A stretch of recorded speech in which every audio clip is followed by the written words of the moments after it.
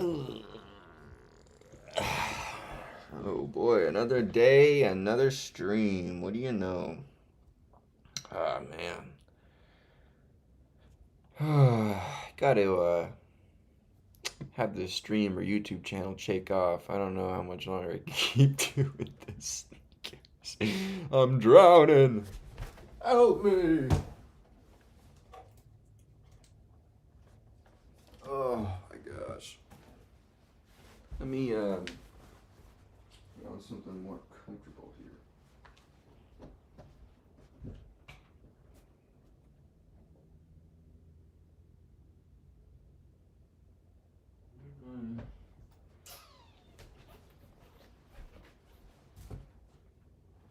There we go.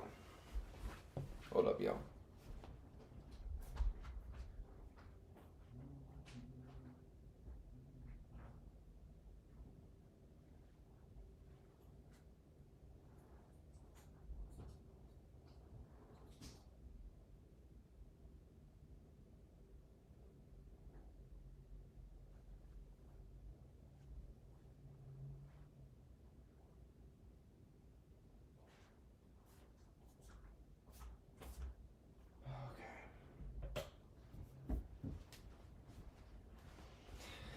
Boom, ba-da-dun, dun, dun, dun, dun, da-da-dun.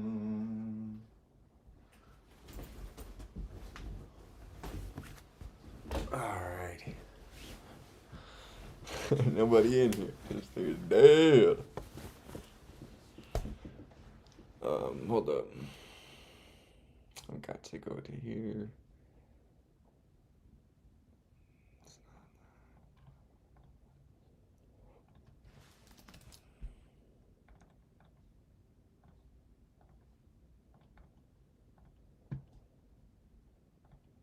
Hold up. Oh, there are people here. Yo. What?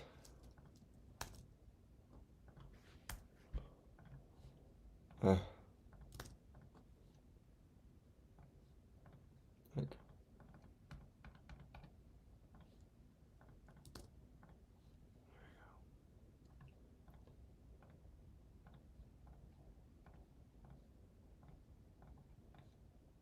alrighty. Yo! What's going on, Vilgo? What's going on, Austin? Welcome back in, my guy. Austin back in here again. Making his daily appearance. You bastard, my man. What's going on, Austin? Appreciate you guys being here. Let's get some good vibes going, huh? Let's get some tunes. Let's get some vibes going.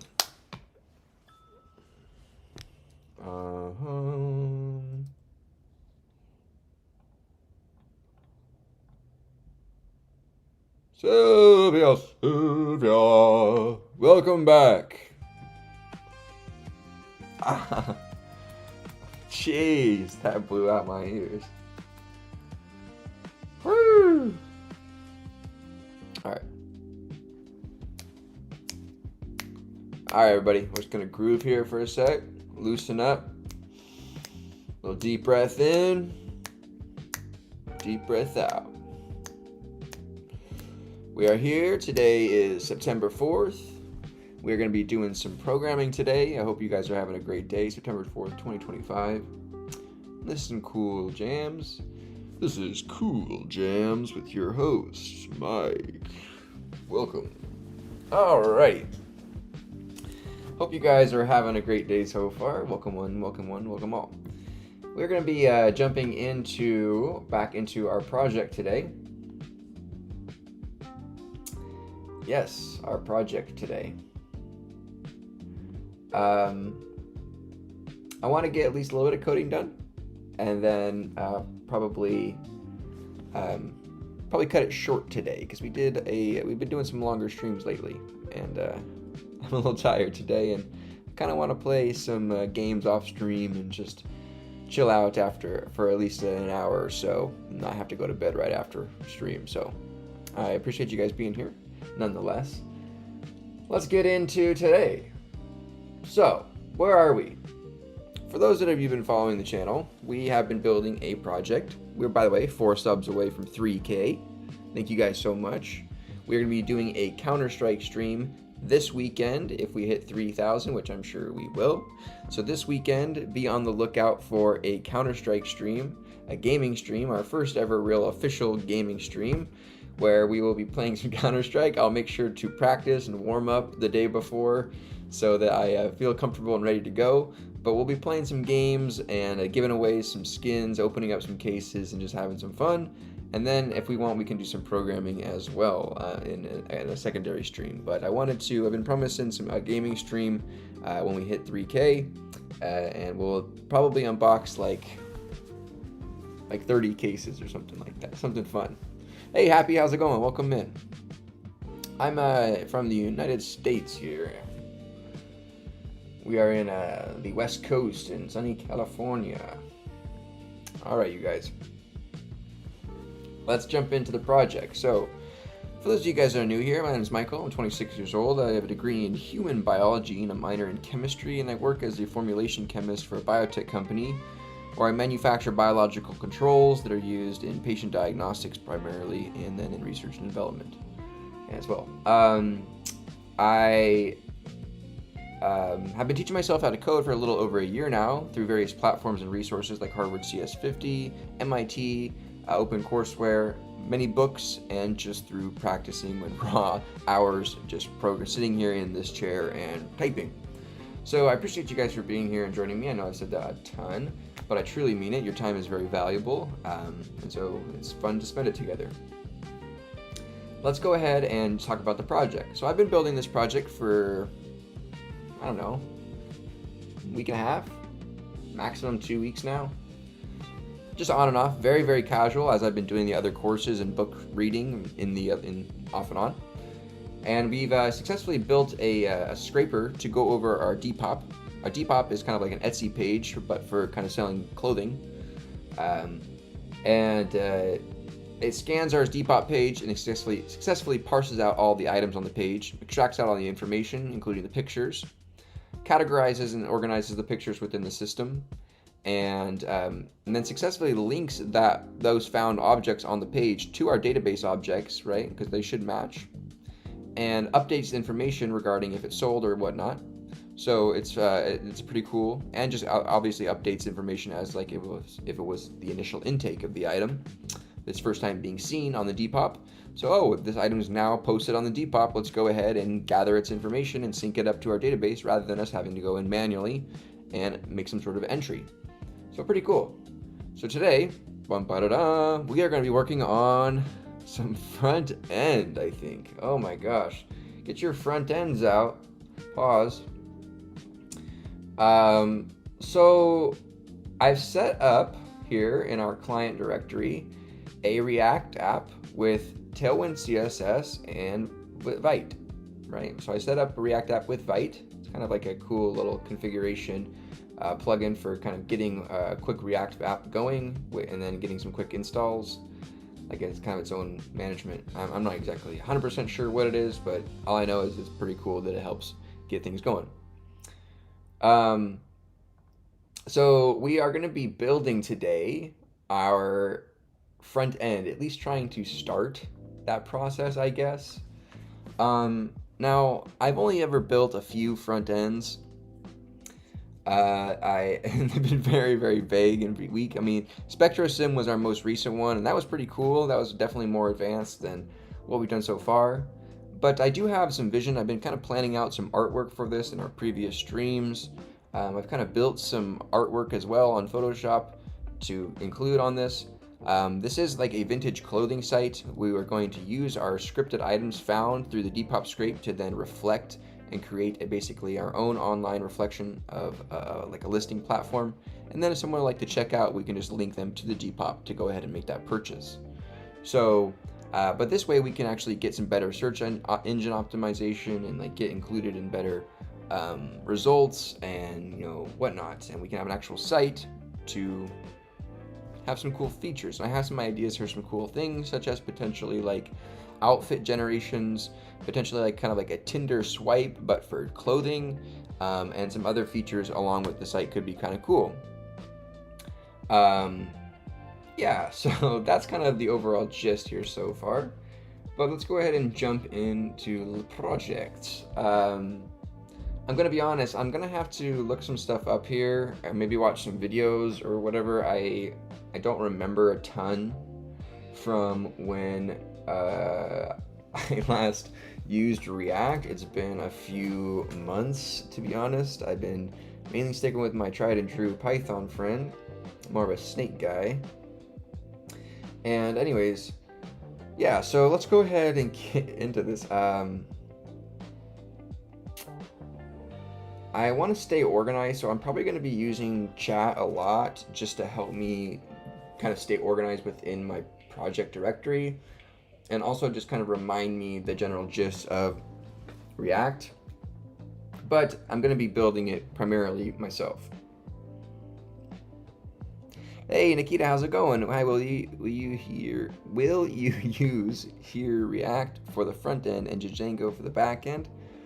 I've been using probably Fast API for the back end, as that's kind of what I'm more familiar with. I've never actually used Django yet. But Fast API is really easy to just get up and going, so that's why I kind of like it. All right, let's go ahead and get back into this. So we obviously need a new page.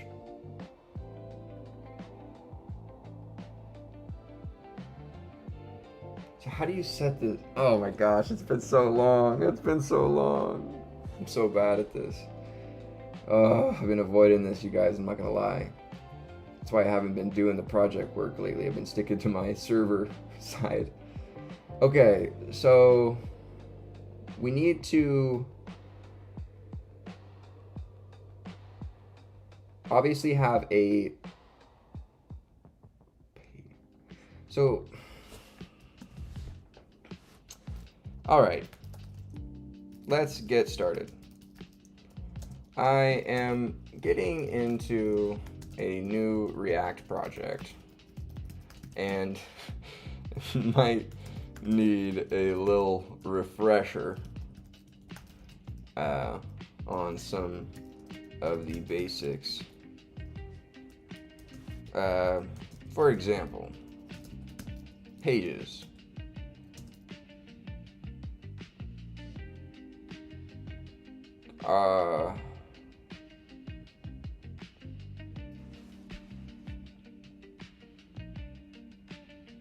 How did I do this last time? I might need to open up SpectroSim. Where is that bad boy? Come out, SpectroSim. Let's blow the dust off this guy. Here we go. How did we do this? I forgot, man.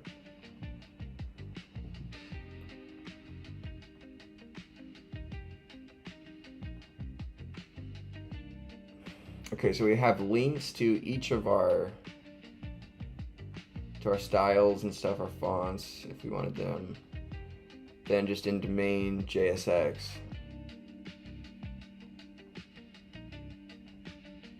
So in main JSX you have app, and then app JSX is where we have our routes with React Router.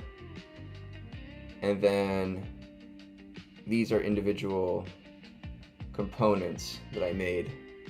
Home, about, absorb sim. Right, and then these are here in pages. Oh, okay, got you. All right, let's. Okay, how's it going? Hey, Junkido. Hopefully I said that right.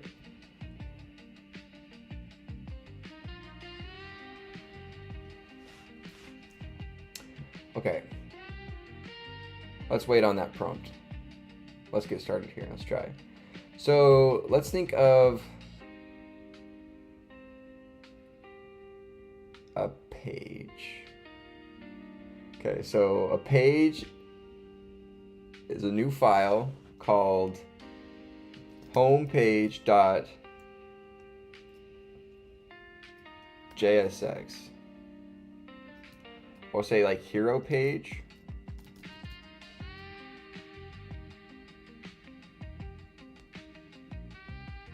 No, I'll say homepage. Alright, this is fun. Okay, so this is gonna suck, dude. Now we have features here. So how can I stay organized here? I'm really trying to focus and stay organized in the project. The Cowboys are losing? Oh no, Tim. I didn't know the NFL started. That's how I'm not in the loop, man. Love the jacket. Is this corduroy? I don't know if it's corduroy or if it's like, I don't know. I got it at I was driving down the street and I saw this church was selling some clothes for some money, for cheap on the side of the road. And I stopped and I found a couple of things. Score, baby. Okay. So we want to go function, home page. No, how do you do this, man? Oh gosh, this sucks.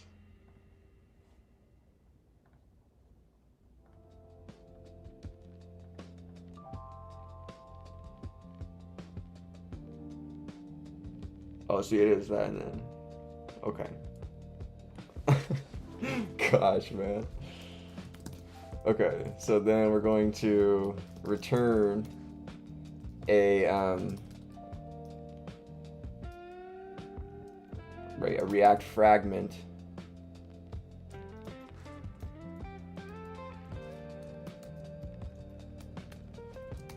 Why do you do that? Oh my gosh, dude. This is gonna be rough, you guys. I'm sorry. I might need to go watch a video. They're all so long, though. Pause.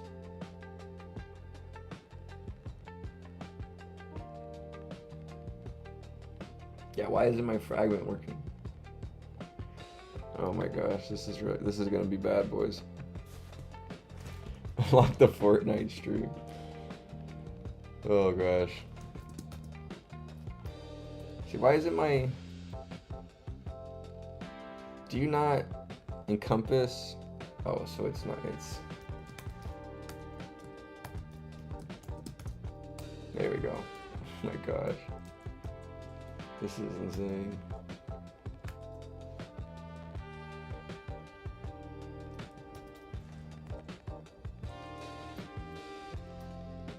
Okay.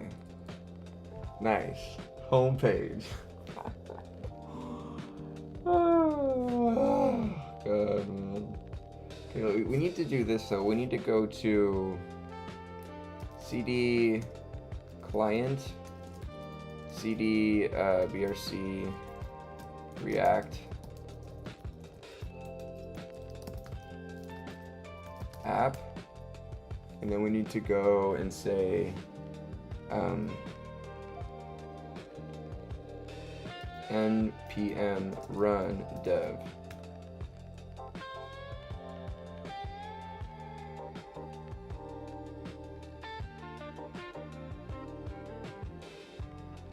Come on.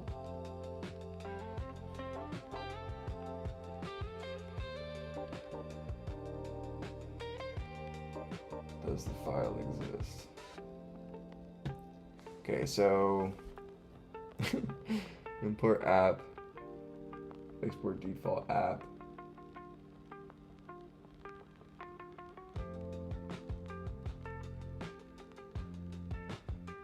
Failed to resolve the import.app from source app CSS. Okay,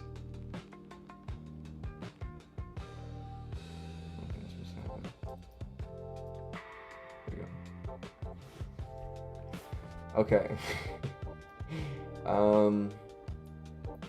So now what we're going to do is go into app. We're going to go import from, no, you don't say, you say import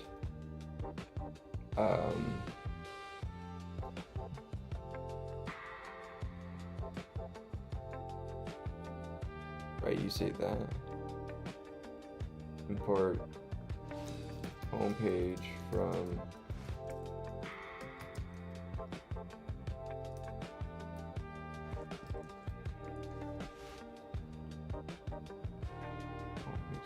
client.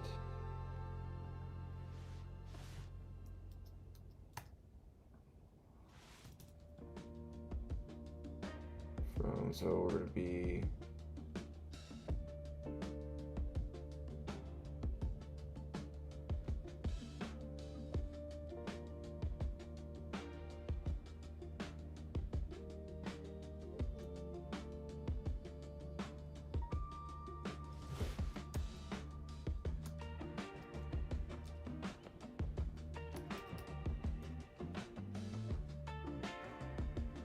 so now if I go,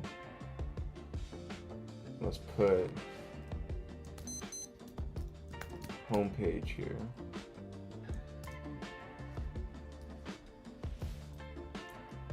And then let's write div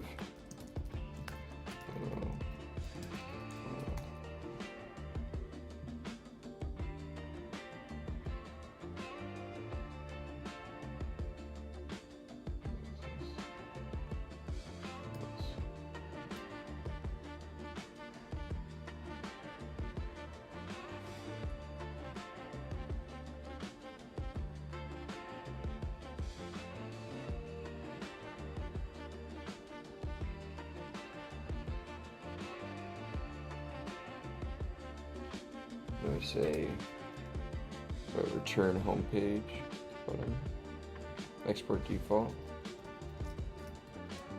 homepage.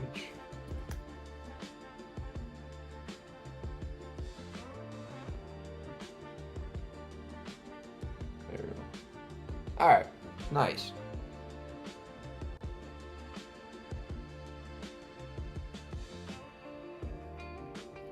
Use ChatGPT or Claude for help. What fun is that? I don't want ChatGPT or Claude to build it. I want to build it.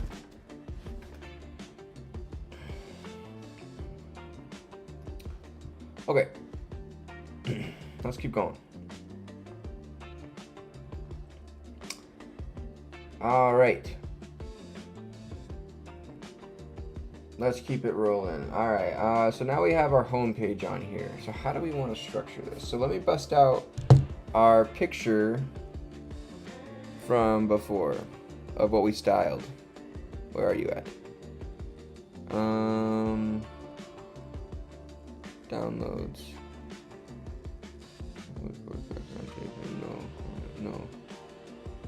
No. Was it a screenshot? Maybe it was. Maybe I'll have to airdrop it to myself.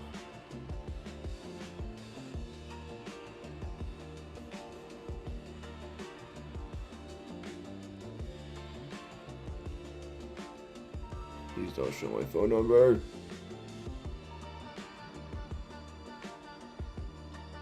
Phew. Alright. Cool. So this is what we styled up before. I mean, it looks okay. I'm probably not gonna go with the cork background. It looks kind of cringe, but I kind of like the font. It's all right.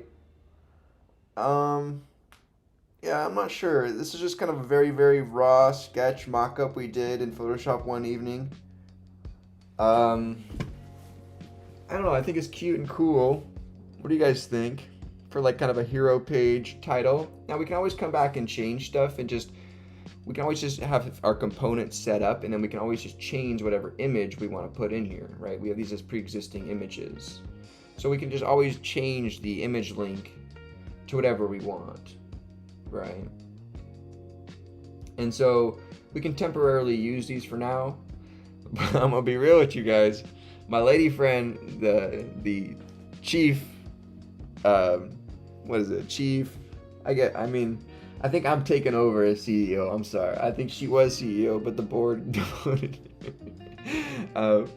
But she's a chief marketing officer, chief creative, chief design office, chief of design. I'm not sure.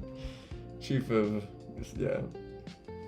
Founder, but okay. So she honestly wasn't too thrilled with this.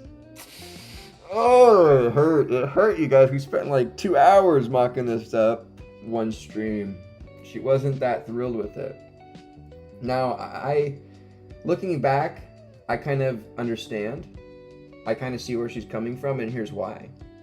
After letting this sit for a few days, I think it would be much cooler. The idea is definitely saturated. I don't think it's oversaturated.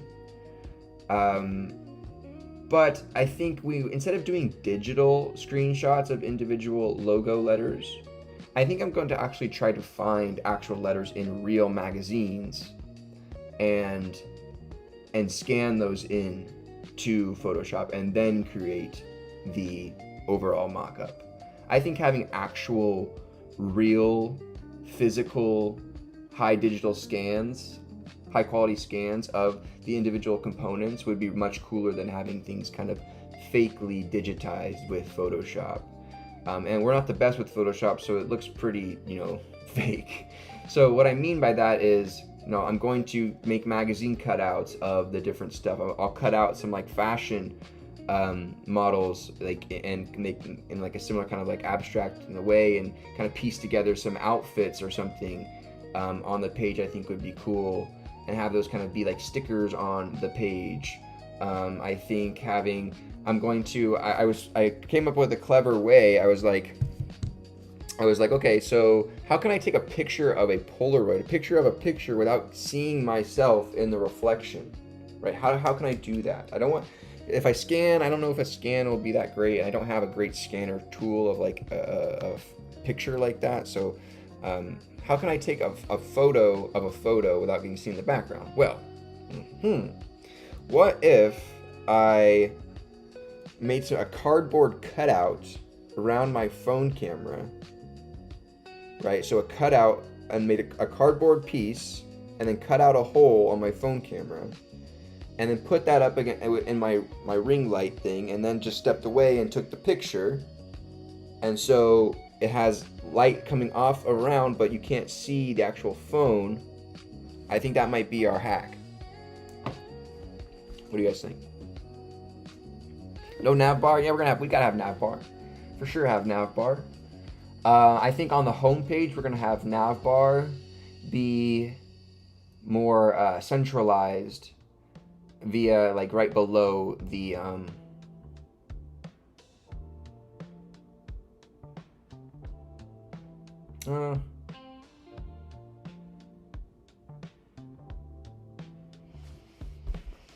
I've always found the typical nav bar at the top of the screen.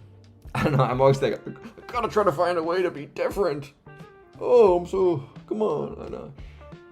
But I've always found that to be a little cringe, because that's what every page does. But we've had this discussion before. If it's not broke, it's there for a reason. Don't try to reinvent things that don't need reinventing. Alright, we're stalling. We gotta get started here, though. Okay, let's go.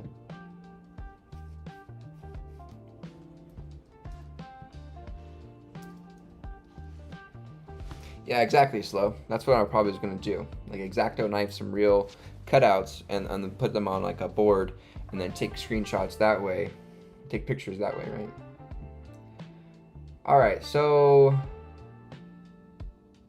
I'm going to temporarily say nav go here. I guess we I don't know, let's just chill out, Mike. Okay, so feature number 1. Alright, this is gonna be rename. This is gonna be called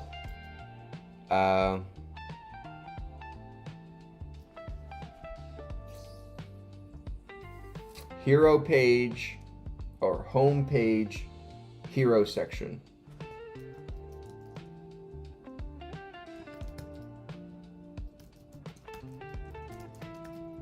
Homepage hero section.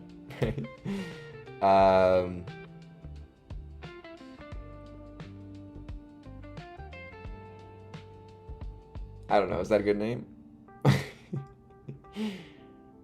Maybe we'll make a snake case. Home page hero section, and then we'll make the files in here the casing. Okay, so we're gonna take these two and paste them into here.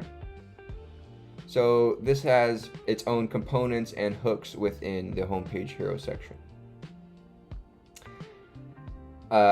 So let's go into our homepage and let's go import. Oh no, hold on, we need to make something first. Chill out, Mike. Okay, so let's go create a new component called homepage hero section .jsx, right? That's the main component. We'll put that outside of the folder. Inside, so that's like the main thing that goes onto this feature, and then the components are built onto this feature. So then inside of this components, we're gonna have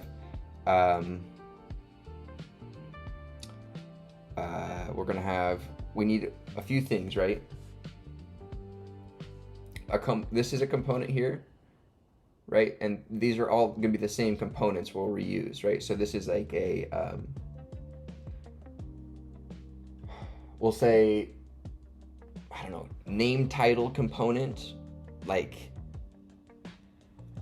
header title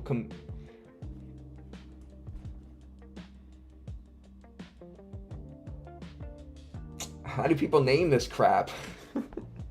For you web devs out there, how do you name your components? What's the standard?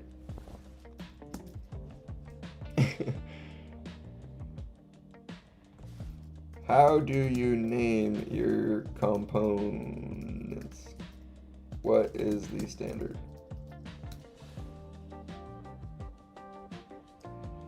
Huge difference for readability, maintainability, Pascal case, user, yeah, what, okay.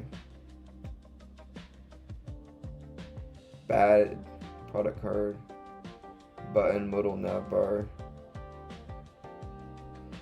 features.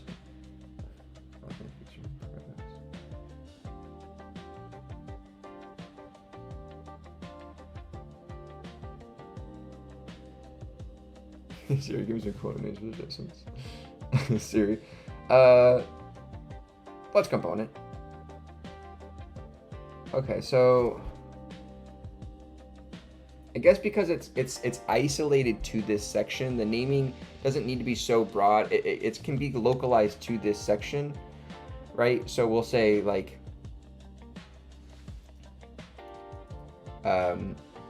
name image .jsx. Okay, so we're gonna write a function called name image. I'm so bad at JavaScript, dude. This is cringe. You guys are probably like, return. All right, so we need to, but I was noticing in my previous React projects, I was having difficulty with my nested divs because sometimes I would have a div that I would put the component into, and then sometimes I would have a div that the component sits in. And so I was having difficulty, I was having like basically like a div within another div and getting some problems, like in my own organization. Now, so to combat that, what we should do is we will always wrap a div,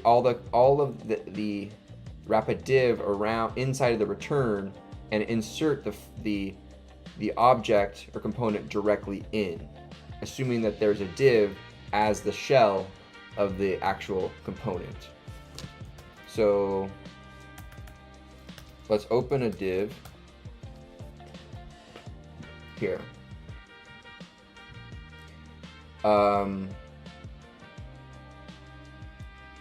We're gonna give this a So we don't actually, we're going to need Tailwind, right? So we don't need to give classes to style later. We can style directly right here, right now. Oh boy. The power is ours. No, cheap viewers. Skedaddle. Scram. What's our sub count at? Got these things in the way.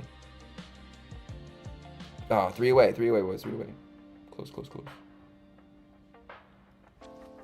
Okay. So let's go, and then this is going to have assets within it, right? So we're going to need a new folder. Let's go assets.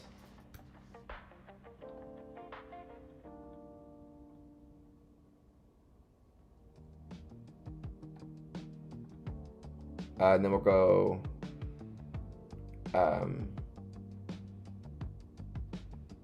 new folder, images,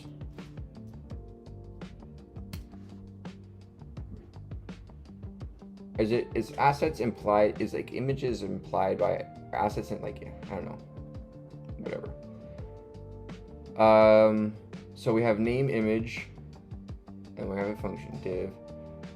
So let's then say, let's make sure we can see what's going on here. So let's go export default name image, and then let's go to our homepage hero section.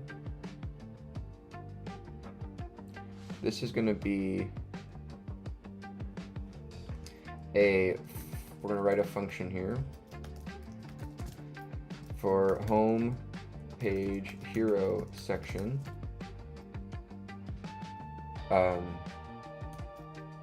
And we'll open this up, and then we're going to return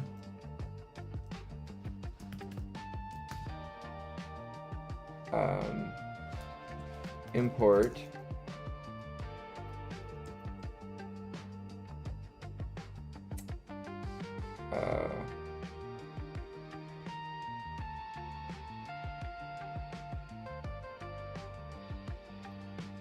so hold on, we have features homepage hero section,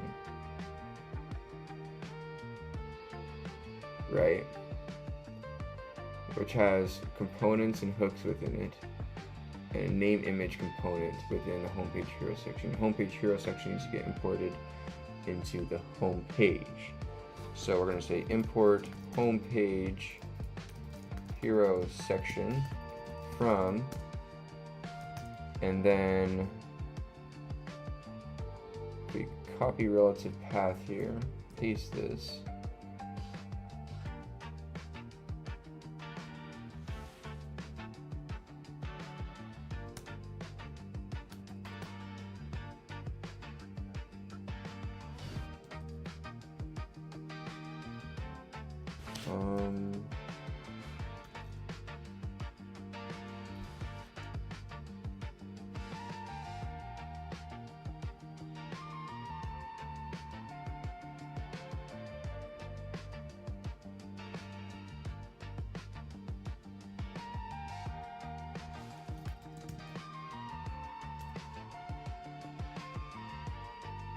Am I trolling? What's going on?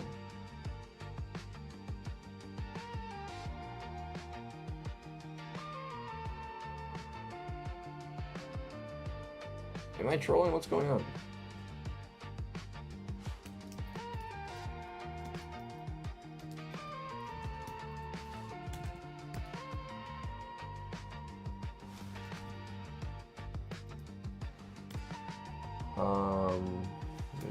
Okay, it's just that. Okay, so we'll import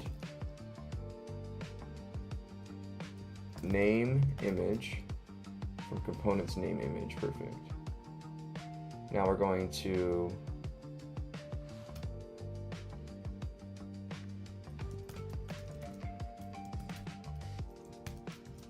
image. We're going to have 3 of these, right? This is going to be okay. I love Tailwind because I'm really bad at naming things. Did we hit 3K? All three away. Three away. Yeah, we're gonna have a CS stream this weekend. We'll open up 30 cases. I think 30 cases probably. What do you guys think about that? 30 cases? That sound fair? 30 cases for 3K? And we give away some skins? Okay, so we have 3 of these name images.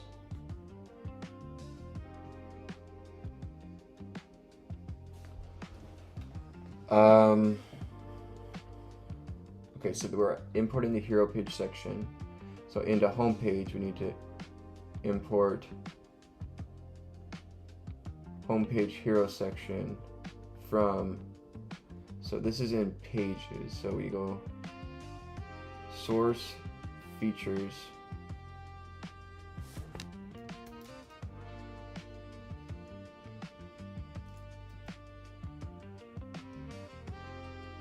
okay, I think this is here, it's here. I think we got it. So now if we say name image, if we put hello world here, no, so name image, 3 of these, exporting their home page. Home page is being displayed back onto app.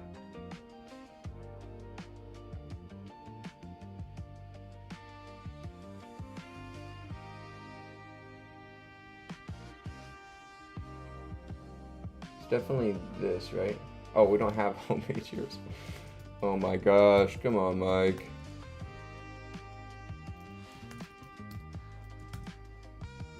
There we go.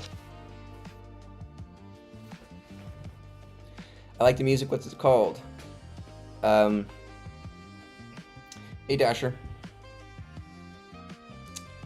It's just the Luna Lounge on YouTube. We make some pretty good mixes. I think it's just honestly, I think it's AI music. Angular due to my job. Oh, nice. I've never used Angular before. Yeah, the autofill, when you do this, is there a way to adjust it? It automatically does it, just on the autofill. Okay, cool. Name image is there. So now let's open up a image container, right? Where we're going to give, so we need to pass in props into name image, right? And we're going to give source equal to props dot, oh, what is going on? Props dot, why is it doing that?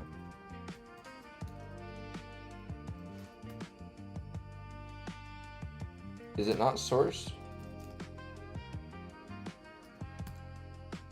Yeah. We're gonna put in a JavaScript element of props dot source.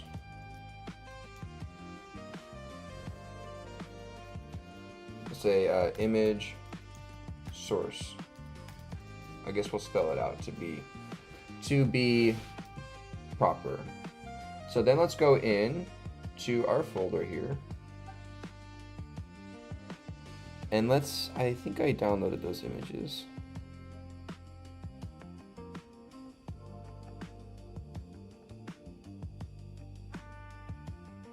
Maybe not. Oh, shoot. Did I not? I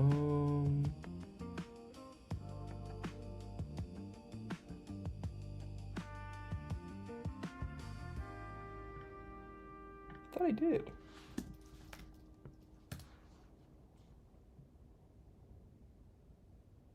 Let's go grab these images real quick.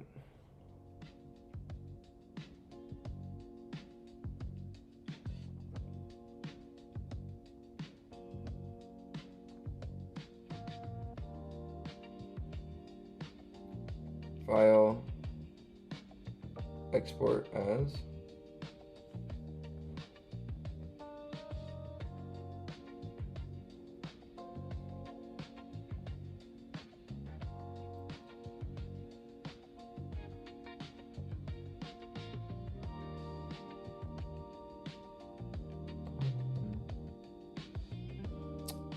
let's just do downloads. We'll do close that. Okay, so the thing is this is going to be really big, right? So is it better practice to scale up the image and then scale it down in React so you have a high resolution large image that then can be scaled down? Or is it better to if you need the image, to save space and make the image smaller? What is the typical recommendation, you guys? Any tips to code on your own for websites? I'm trying to get out of tutorial. Well, welcome in, dude. This is the place to be because we're coding a website right now live from scratch. We've already got kind of a back-end script running here. Not any endpoints yet, but a back-end script to actually get data for us relevant to our current Depop page. And we're going to reflect basically the listings here. But we're kind of working on a home page right now. So welcome. And I don't watch tutorials besides how to use React and stuff. I don't watch like other people's projects because I like using my own ideas, and yeah, I don't like being kind of, I don't know. Anyways, let's keep rolling. So in the homepage hero section, we have name image. So image source equals to quote image source equals to, now we're going to go to assets. Let's see if we can grab this guy. Close PNG assets. We'll throw it in here. Copy relative path, and let's go into our name image component here. Sorry, hero section component. And let's throw this here. And then let's see what we have to do here.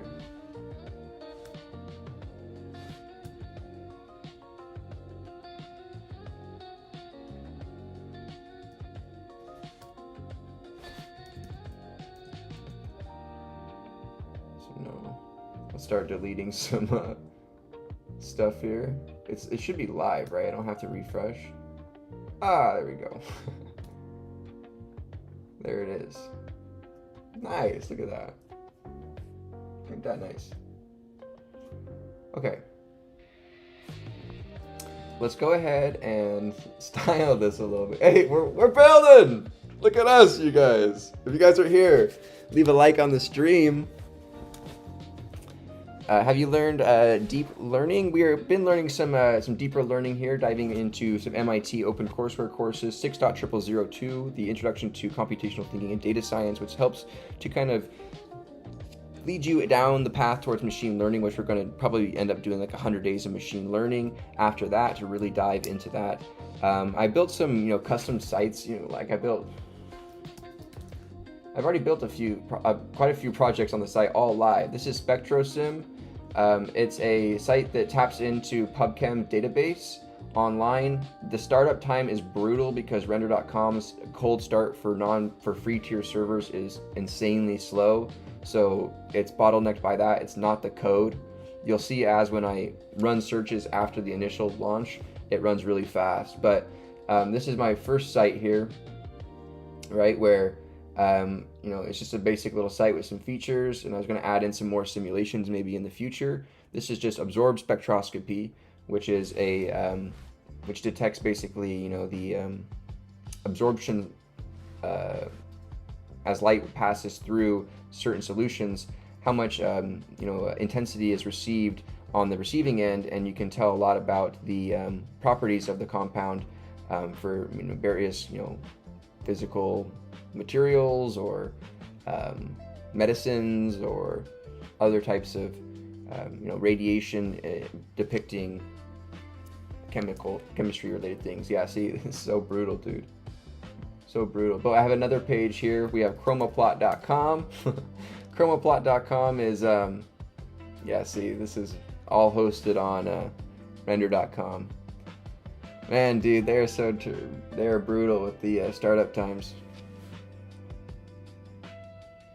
Oh my gosh. Seems like it's got worse.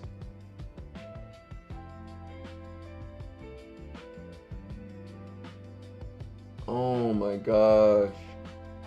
Which one's gonna win? Which? Oh, ChromaPlot won. So ChromaPlot is a cool thing where I wanted to simulate thin layer chromatography or paper chromatography in Python. And then, so what I did was I built this program where you can run this simulation online, giving various compounds, compound names and retention factors within a value of 0 to 1.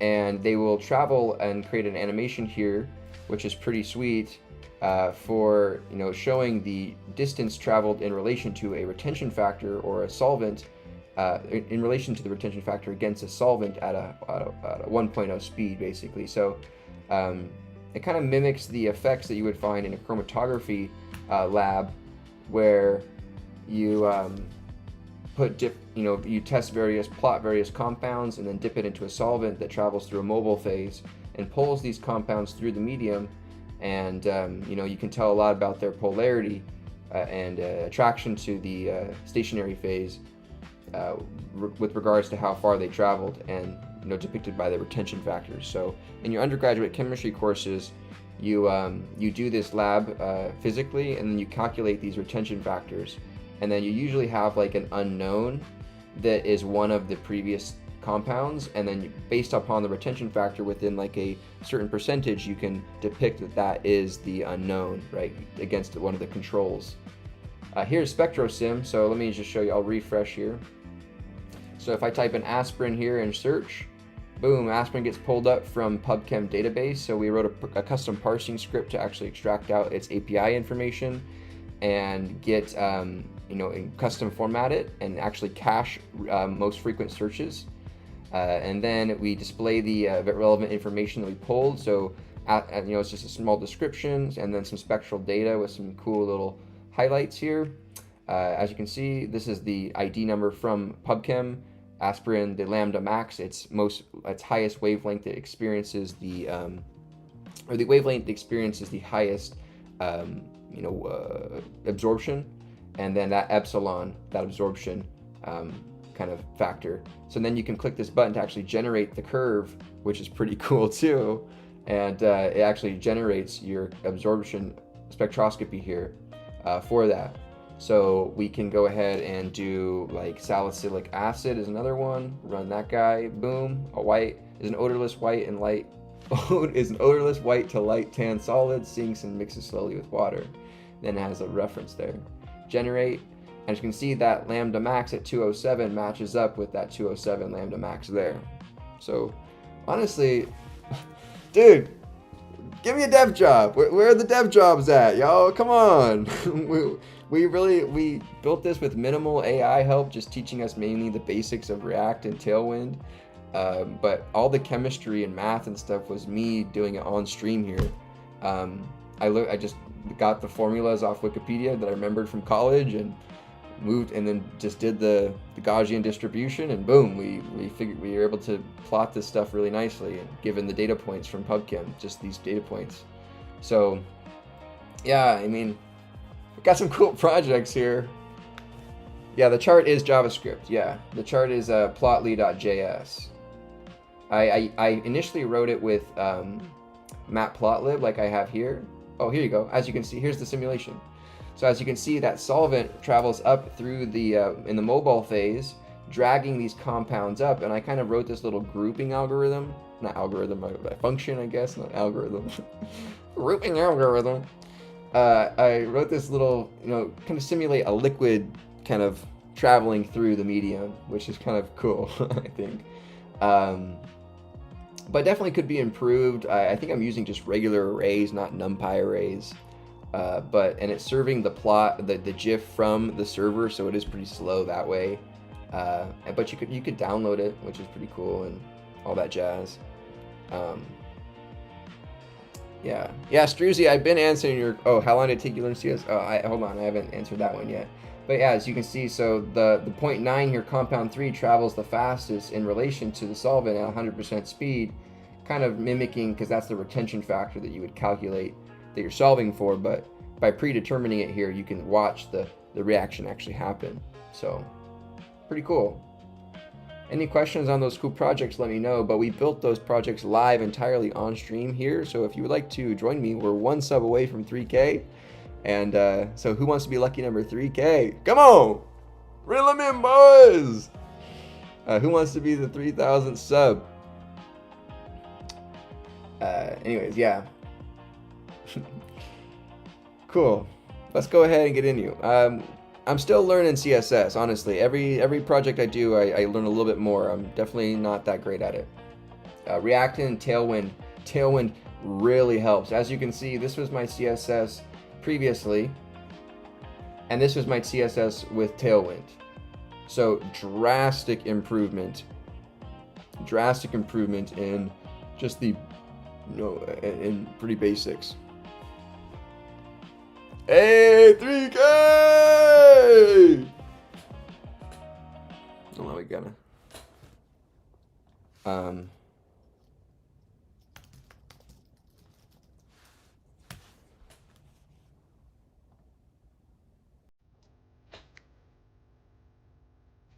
Come on, boys. Ladies and gents. This has been a Michael Deming production. Thank you all for 3,000 subscribers. Oh! Whoa, bringing it back. I'm sending it to you guys. Sending it to you. Come on, sending it to you. Bringing it back. Come on. Whoa! Woo! Take it away, Tim. Take it. Tim sending it back. Tim sending it back. All right, who's it going to next? Who's it going to next? Tyler. Woo! Slow. I can take it to the back.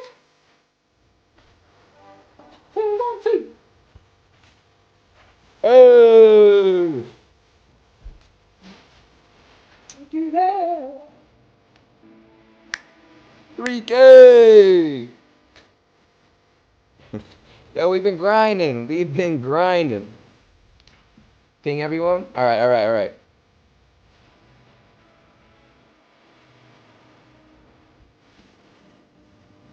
3K. Live.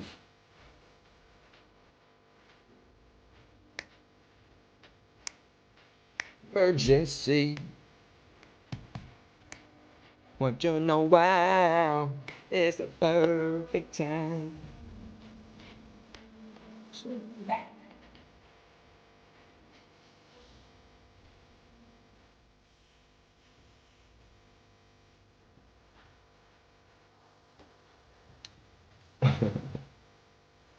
Speech. All right, y'all. Speech time.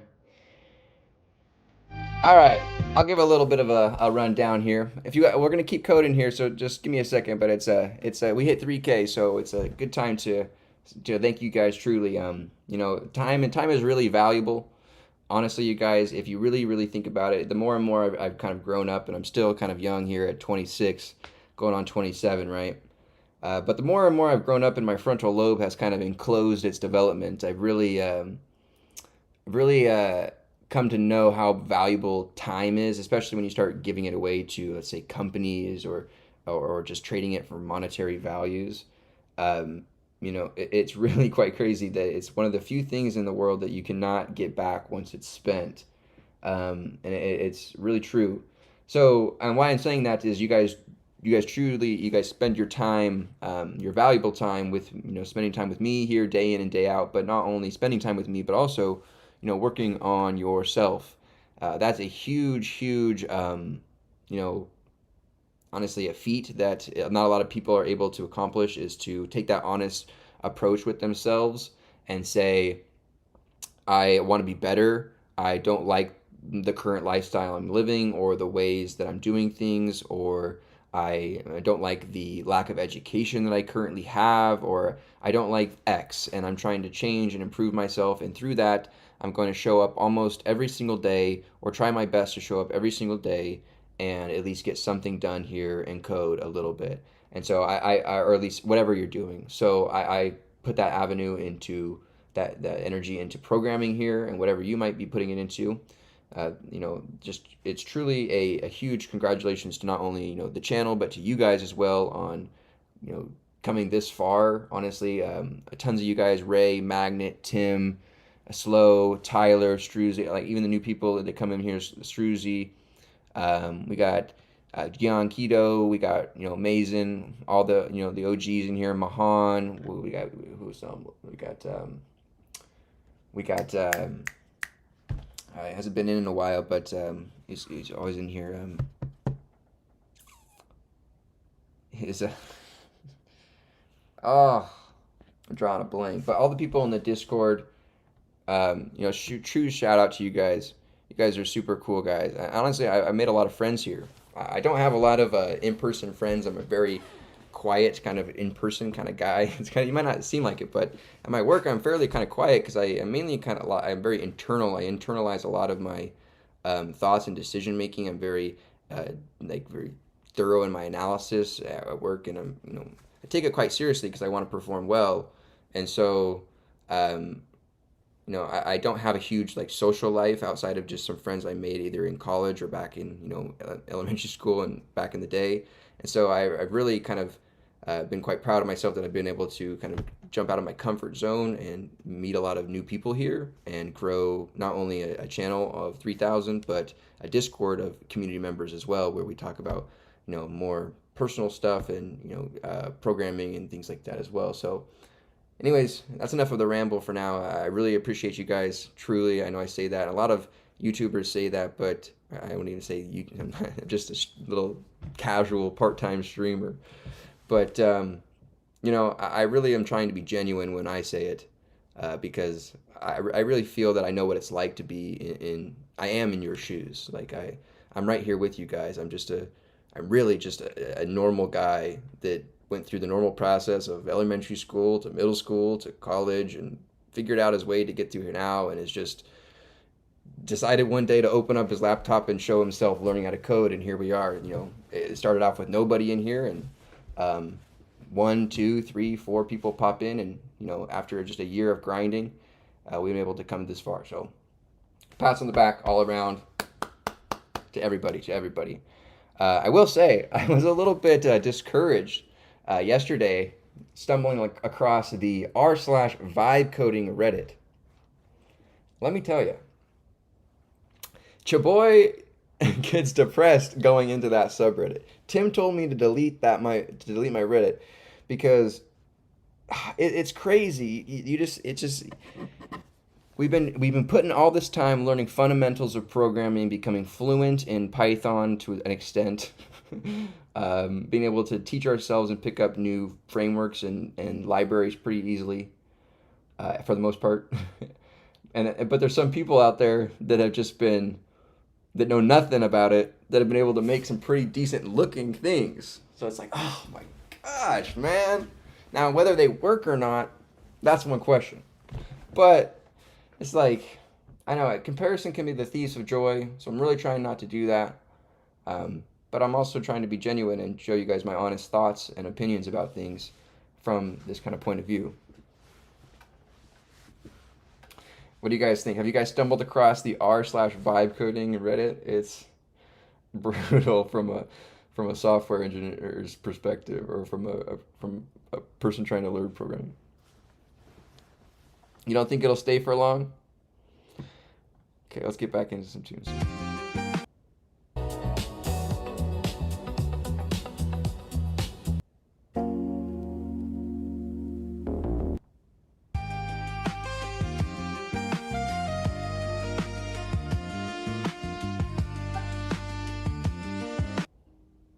Okay, here we go.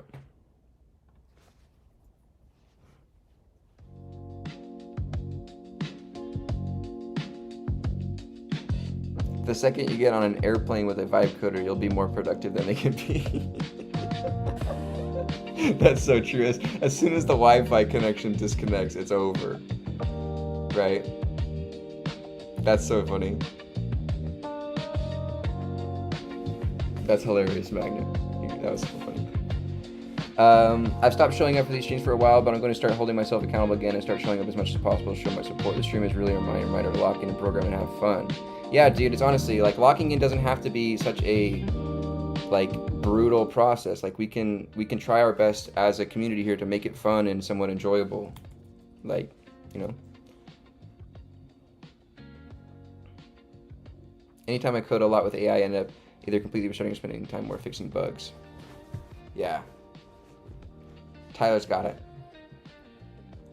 Okay. Enough of the project showcase. Let's go ahead and continue on with our new project. So, I would like to, let's try to style this a little bit, right? So, let's go here. Class name equals box, or say shadow. Oh no, that's class name equals, should I say, so shadow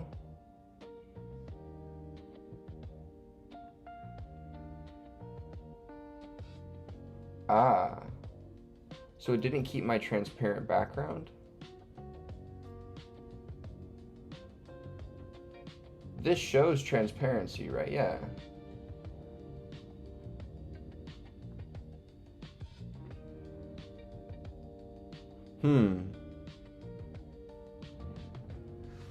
Transparent background.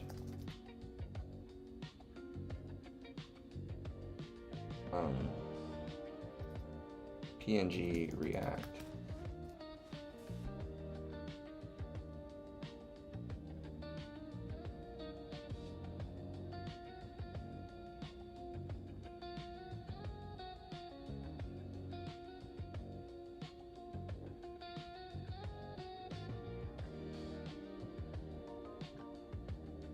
Huh. Why does the PNG have a transparent background and then it fills it?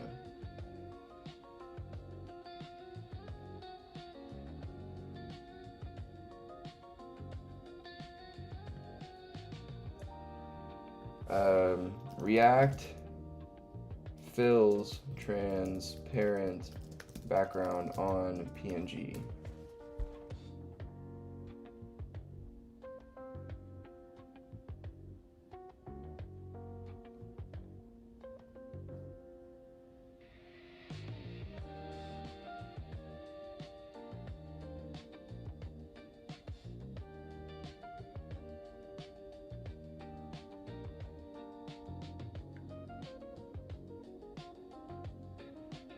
So background repeat.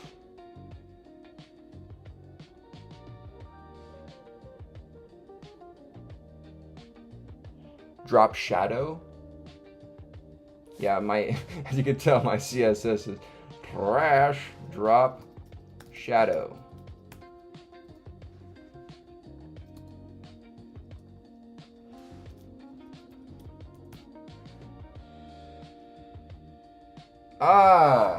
Look at that. Thank you. Thank you. Who was that? Who was that? Gian. Thank you, Gian. I watched Quinn69 vibe code his game and it kept failing his commands half the time. Who's Quinn69, Aurora? Sorry, I've never heard of him before. What kind of game did he make? I don't know if I've watched the Primogen vibe coded a game for a week, but it was heavily dependent on him and other streamers to debug all the slop. Whenever I watch like the Primogen and his videos and stuff, like my goal is to watch a Casey video and a Prime video and understand what they're talking about the entire time. That's my goal, is to get through a whole video without feeling lost what they're talking about, without having to rewind. Okay, so that looks pretty good. I like that a little bit.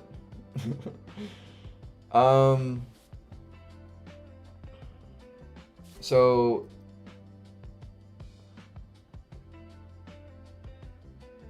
now if you shrink the div down to a different size, if you say width, if we shrink it down, Okay, so it does take the whole thing down. Perfect.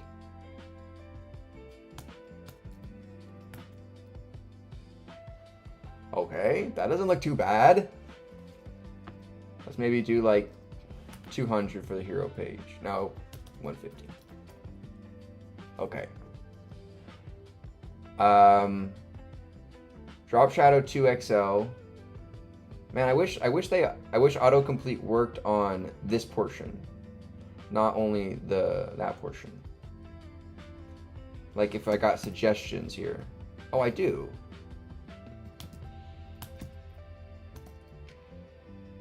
Huh.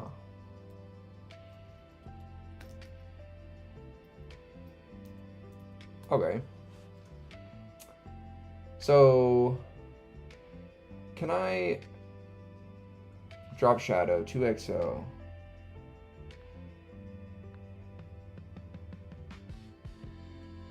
So can I customize this like even further with custom?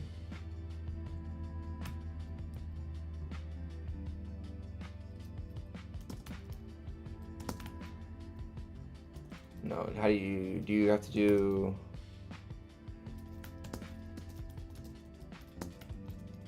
Say this? No. How can I plug in custom values into said drop shadow?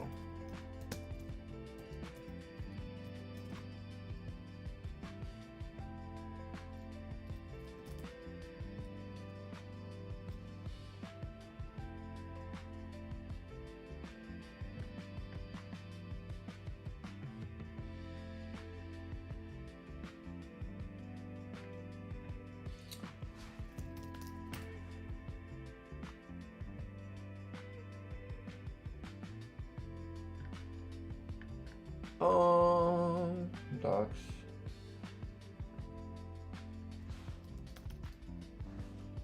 Drop shadow.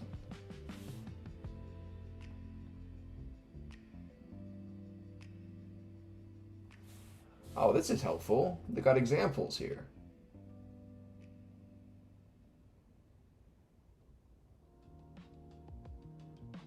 Changing opacity. Oh, wow, look at this. We're web deving. Call me that, call me web dev. Web dev Mike.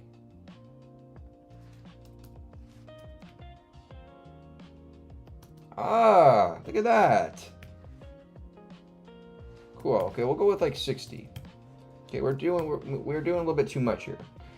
Okay, we can always come back and fine tune things. Okay, let's go back into Photoshop here and grab the other images. We want to grab Birdie or Rose. File. Export this bad boy.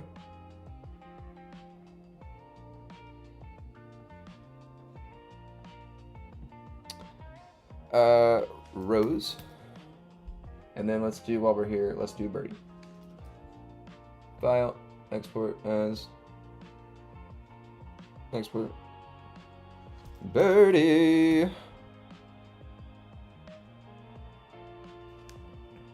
Take out the hat dash before, I think, O with brackets. Okay.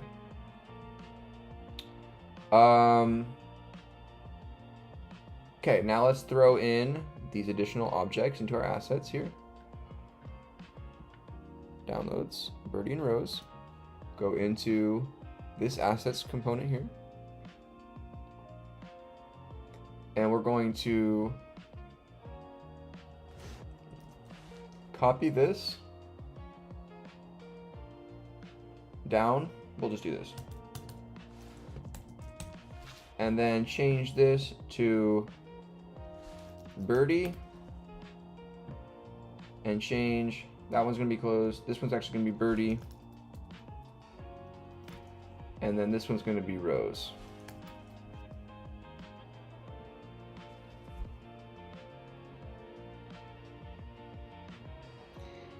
Okay. So there is some sizing issues here. Right? They're not all the same size, unfortunately.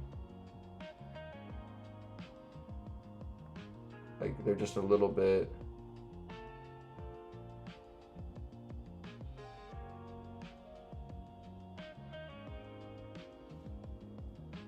So then maybe what I'll do is I'll add in a custom size attribute as a prop. So let me pass in a width equals to, and let me do 500.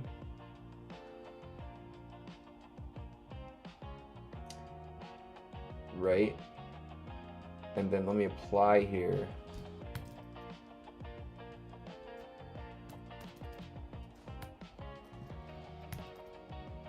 props dot width, and then let's put the W dash.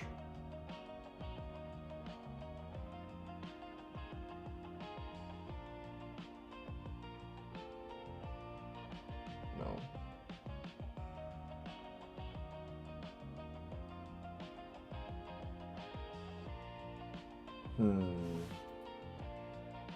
Do I have to do a dollar sign?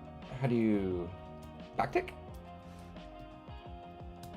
How do you escape the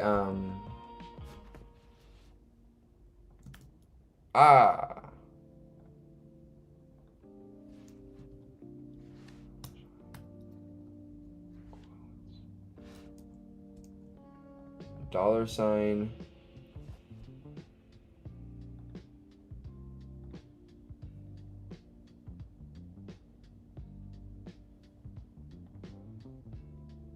the whole thing?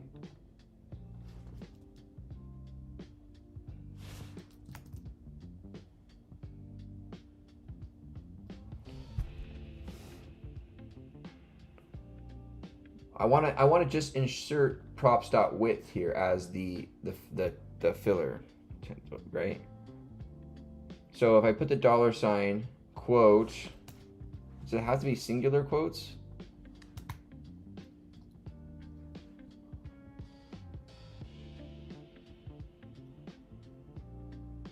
Backtick.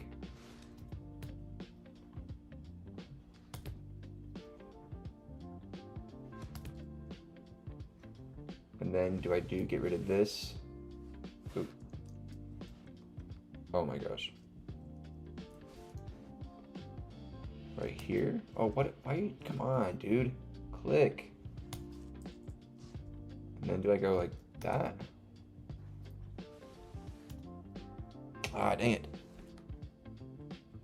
Backtick my name is. Oh, you put the dollar sign here.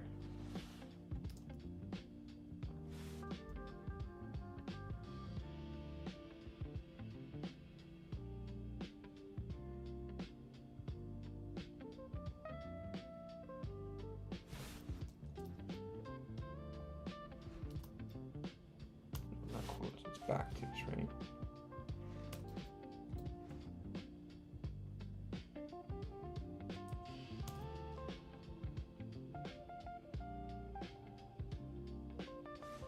Huh. This is gold. I know, right?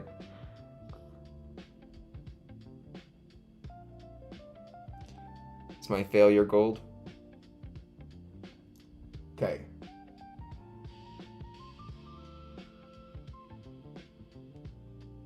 JSX value should either be an expression or a quoted JSX text. I'm so bad at JavaScript, dude.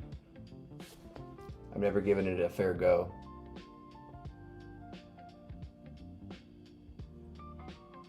What's up, dude? Double quotes. Oh, you wrap the entire thing in a bracket. In an additional bracket.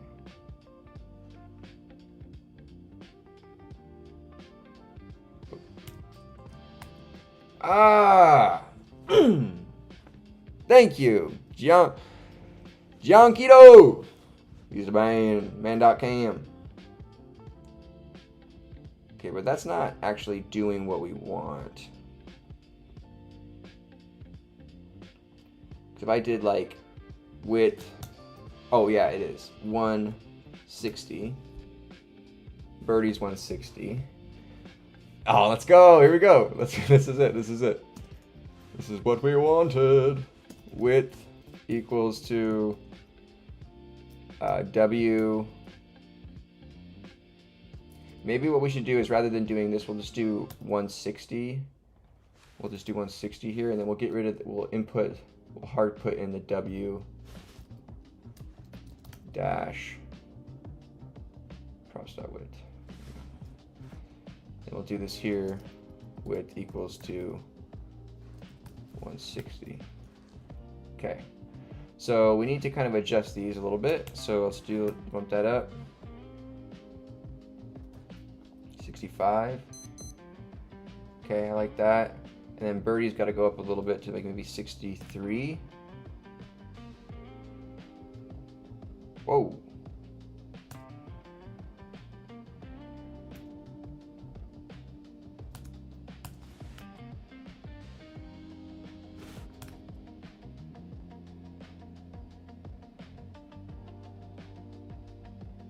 Why is that so drastic?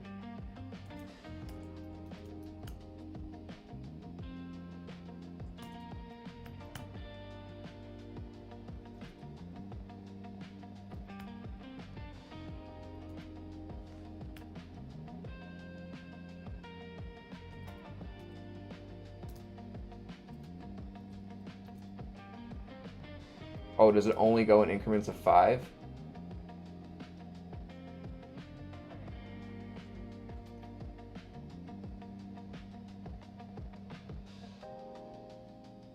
Yeah, Mahan says that 5 minutes later. Yeah, it's wrap it in brackets. Can you only go in increments of 5? Oh, that kind of sucks.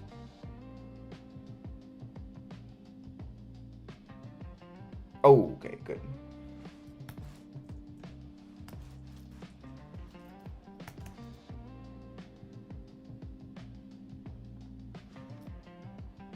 So then maybe we'll just do this. Okay, so let's do name here. We'll do bracket, pixels bracket. And then let's throw in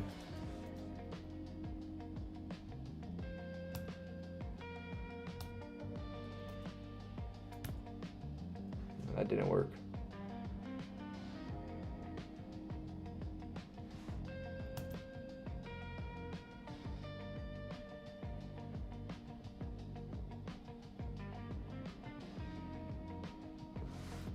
Pixels here. So we're setting the pixels width dash that pixels. So I'm giving it 150. Do I need to go like this? Does this need to be JavaScript as well?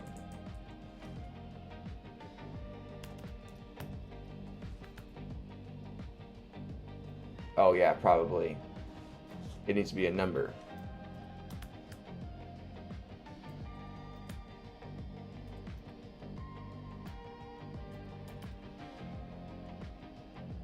What is going on? No.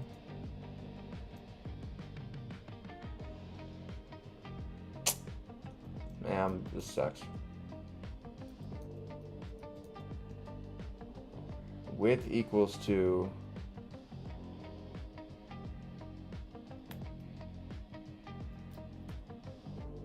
quote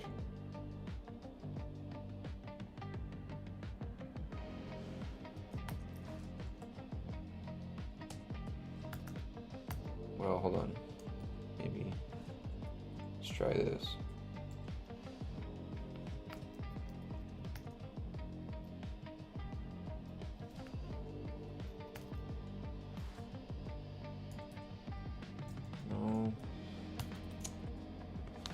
Try to hardcode what you're trying to.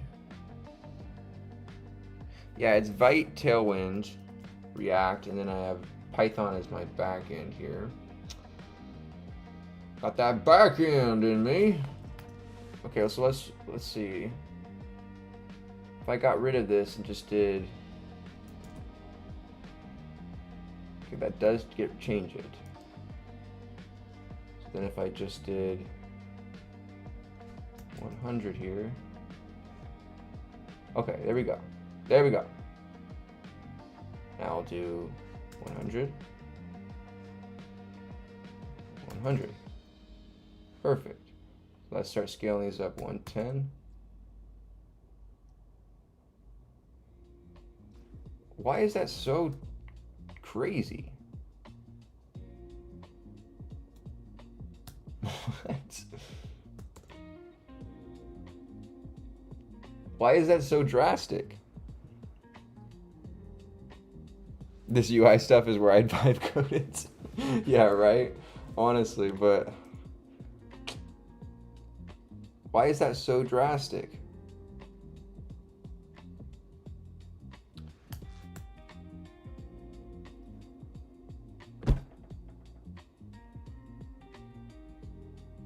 I'm a front-end dev and code this every day. Well, Blake, we need you! Blake! Blake! Balake! Why is that jump so crazy?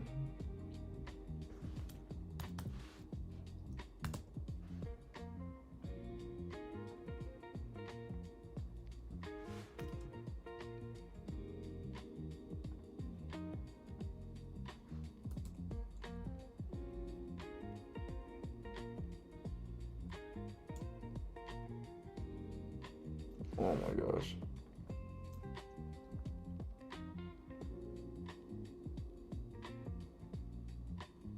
Usually, by the way, you want to have a prop for just class name, and you pass as many styles as you want. Oh, that's a good idea. So you just have a prop, and you pass all the styles in the prop. Okay, so prop.styles. Okay, that's a good idea. So let's do prop.styles, and then let's just take all the styles we want.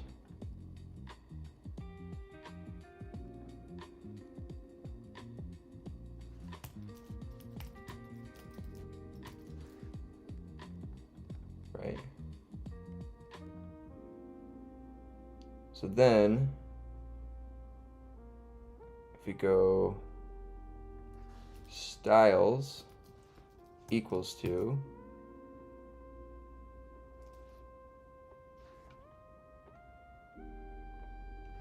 drop, what was it? Was it box drop shadow? Yeah, drop shadow XL divided by, was it 60? Yep. Width 100 pixels.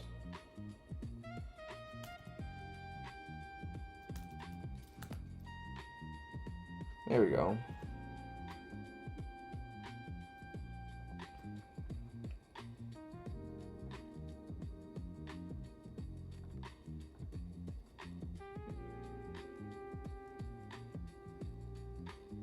What's up, Zinc? How's it going, my guy?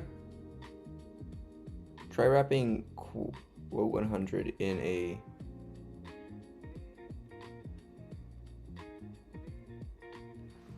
okay, maybe let's go back and see if that works then. If we did props.width here and then did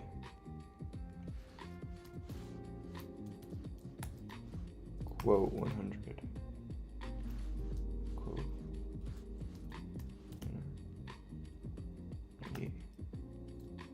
1.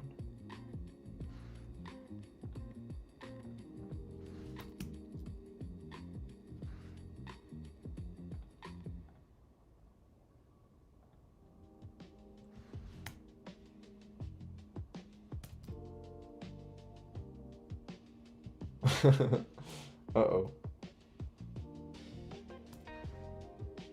Yeah, this is strange. Width of 1.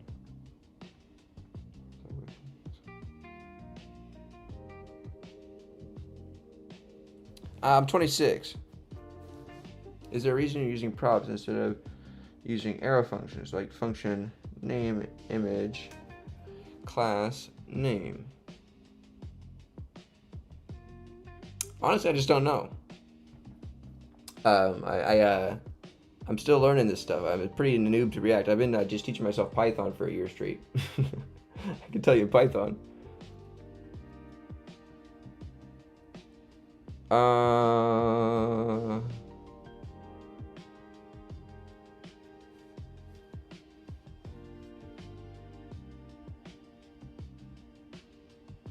So instead of using arrow functions like function name image class name, it's just saying function. It's just like, so you're saying here. I'm trying to figure out what you mean by function. Oh, well, I'm using props for the source as well to pass in, right?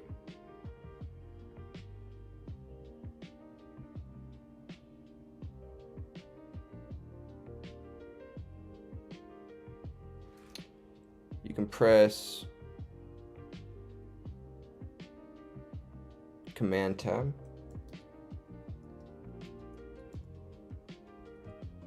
No, that's just my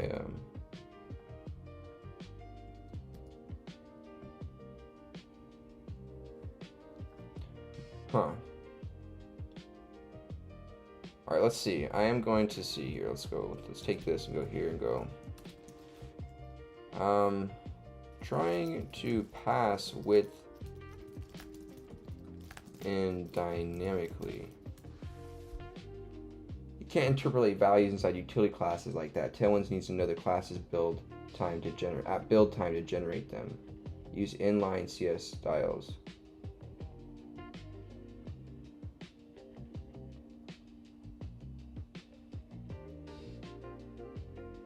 Okay.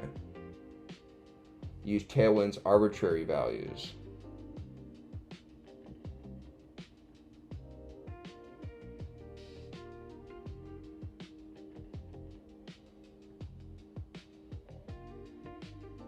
Okay.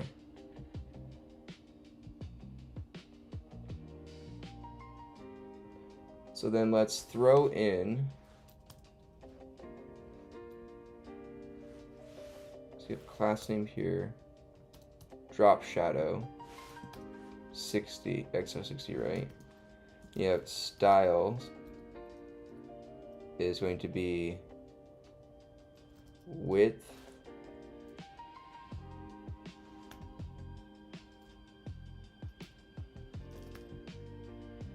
Oh boy. What did it say?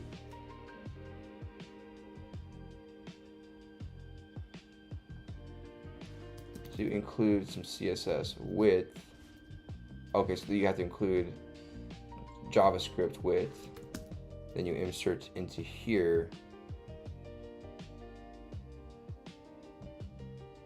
Oh my gosh, this syntax is great. Backtick $, brackets. Oh my gosh. Props dot width.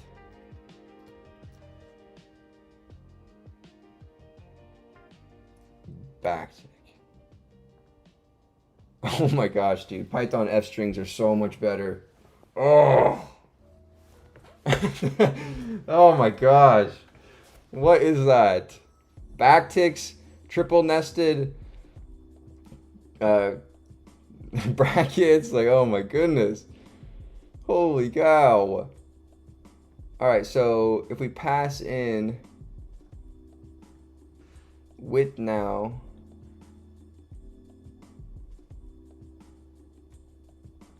Well, that didn't work.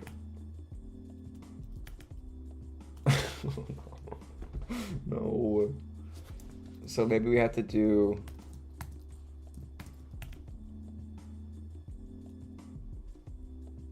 No. No. Oh gosh.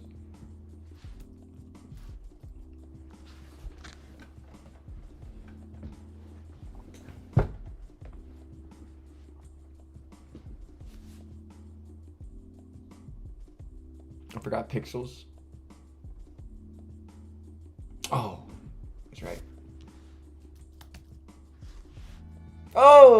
Thank you. Gian's coming in clutch tonight. So if we give quote 10. There we go. Yes. Oh my goodness, dude. 160.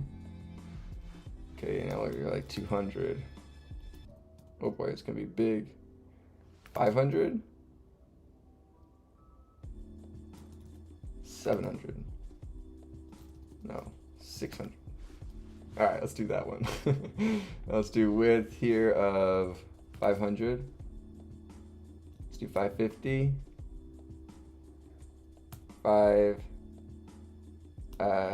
25.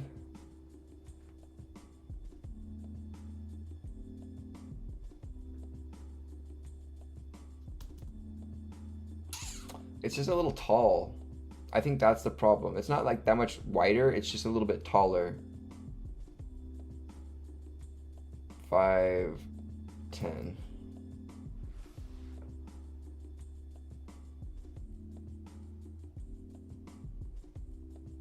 Ah, it's good enough for now.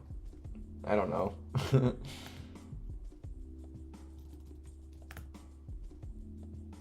There, we'll do that, 450. And then here, close, let's do 500, 600, 700,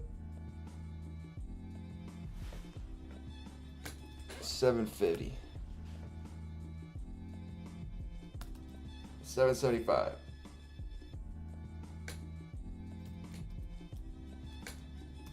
800. All right, we're in business here. We're in business, Blake. We're in business. We got it, Blake. Here we go. Okay, so hero section page, got it. Birdie Rose close. Now we have this class name.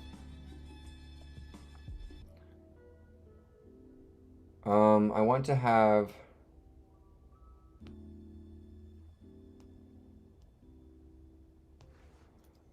this is gonna have to have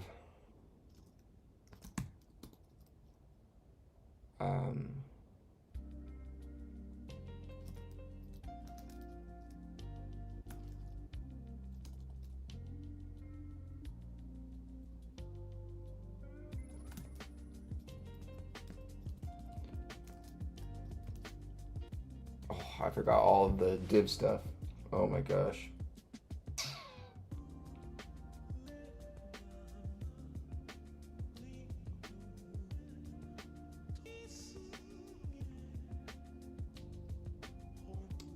Flex, co-flexion, create align self, justify. There we go, justify, align.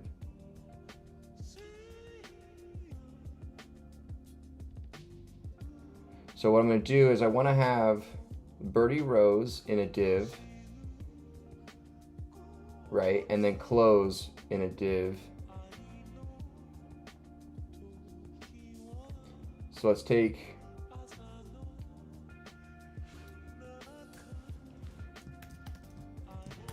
let's open this up. Let's put Birdie Rose and in there. What is this song?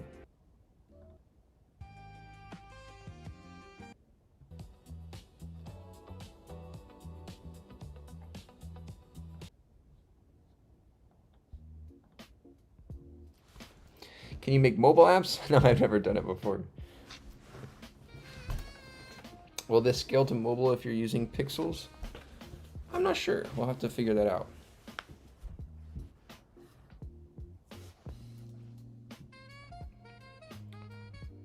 Okay, so we have Birdie Rose in a div together. We're going to go class name, justify, or align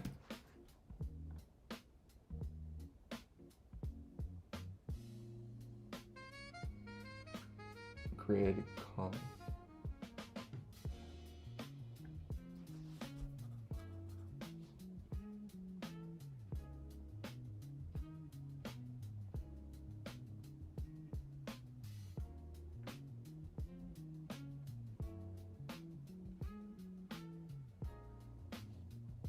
Maybe I could use this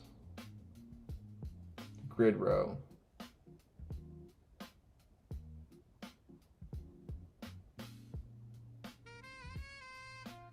Grid flow column. Grid rows 3, gap 4.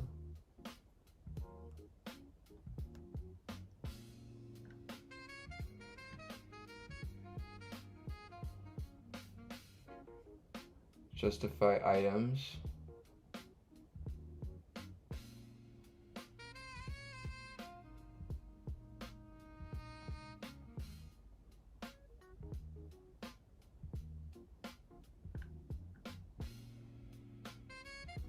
I forgot all of my CSS, dude. I'm so screwed.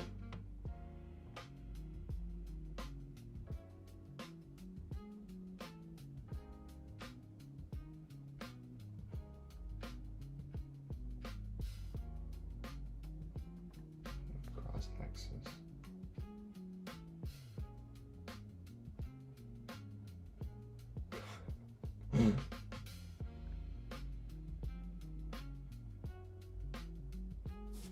Content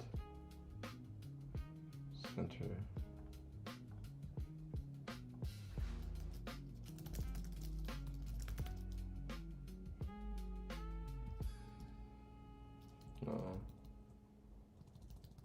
Align.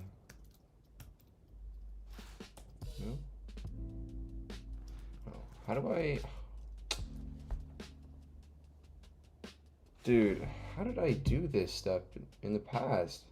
I can't believe I built a whole site and I can't even remember how I styled.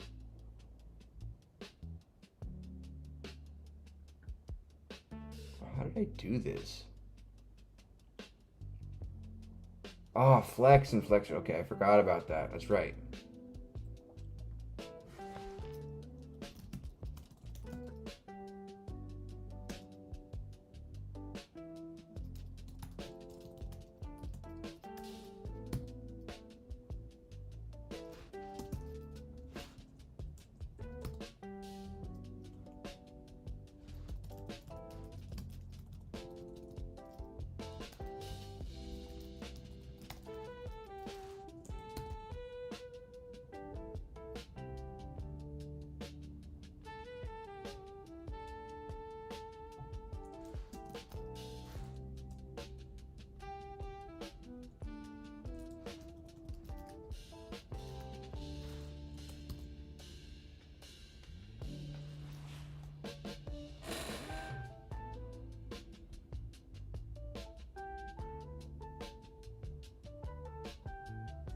Huh. Flex row, justify center.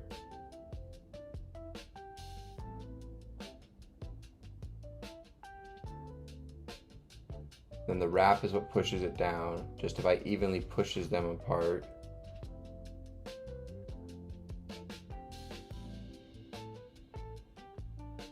Dude, I don't even remember writing any of this.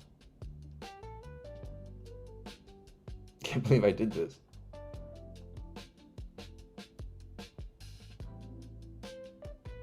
Justify center. Items center.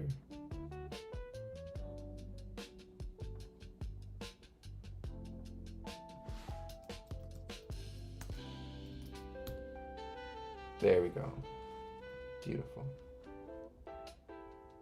So now, if we take this class and go flex column, justify center, items center, gap 1, 0, -5.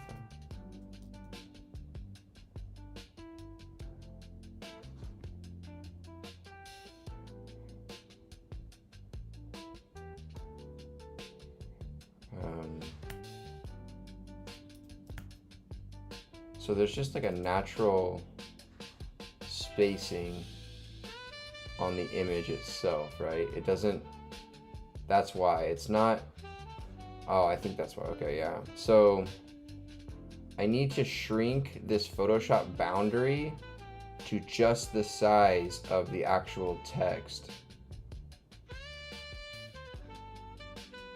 I think you can do that by going image, trim, no, view, edit,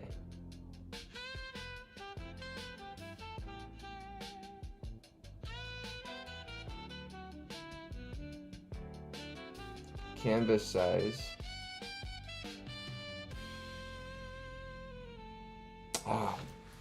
How to fit Photoshop canvas to image for like trans.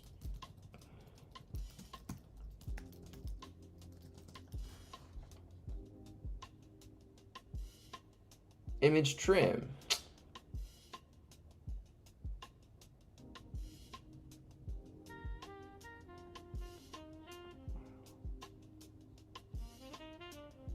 Wait, what? Go to the top menu, image trim.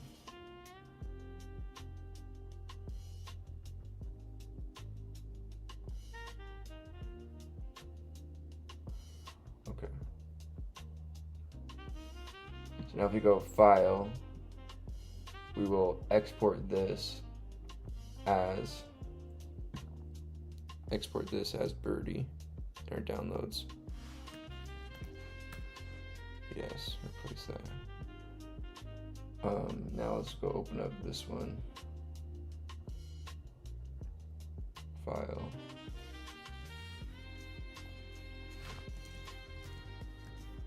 So now if I go here, Rose, file, image, trim, file, export as.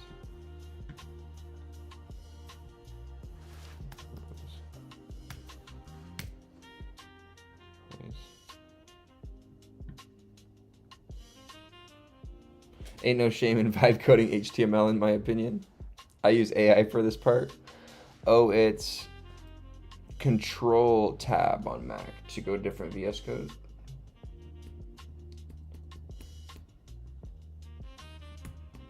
That brings up terminal. Oh, sorry, that's tilde. I do not have Control Tab. Option Tab? No.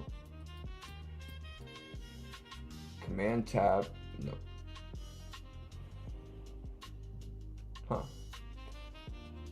Let's do back that thing up, and let's do close, file, or image, trim.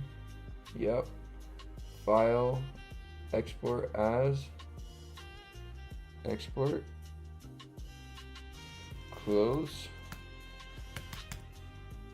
replace. Nice. Let's go back into VS Code here. Let's delete these downloads and bring these guys back. There we go. Nice. Okay. So gap 0, 1.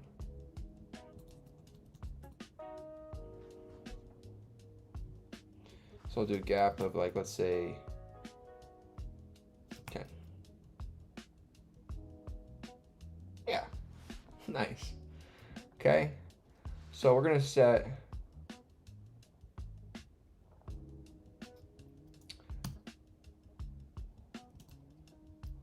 width is gonna be equal to, we're gonna say flex,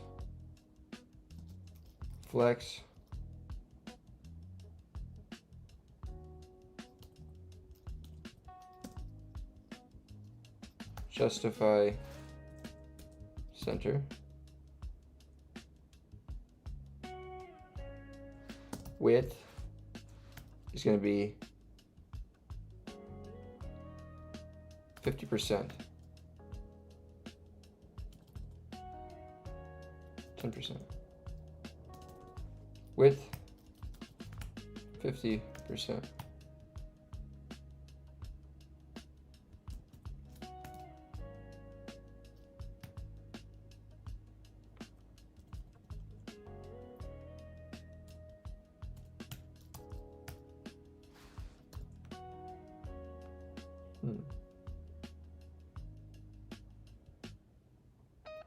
Oh, so the stuff is bleeding.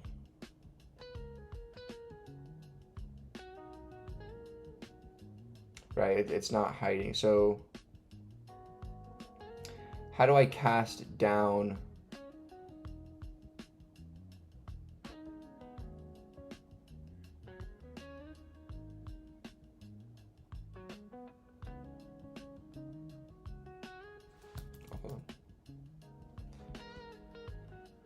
It's actually, I don't want to do that to that guy. I want to do it to this guy. Right, this is going to be the name images.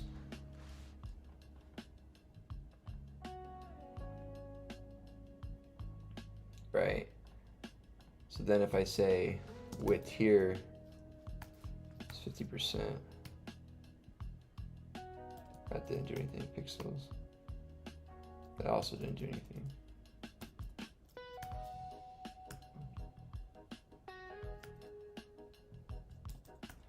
So we say border, say width 1. Okay.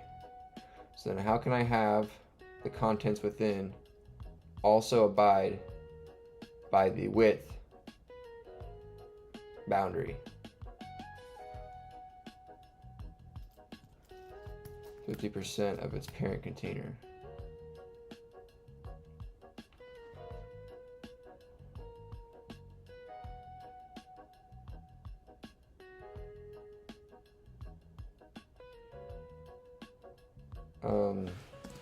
How to force shrink content inside a div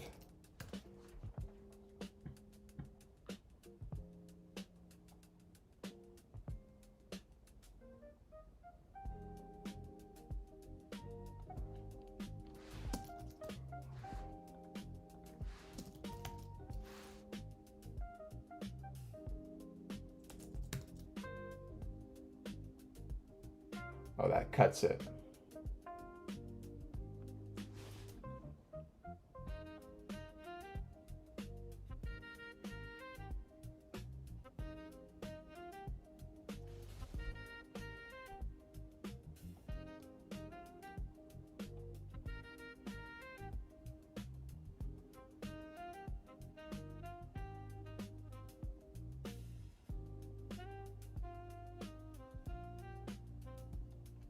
What if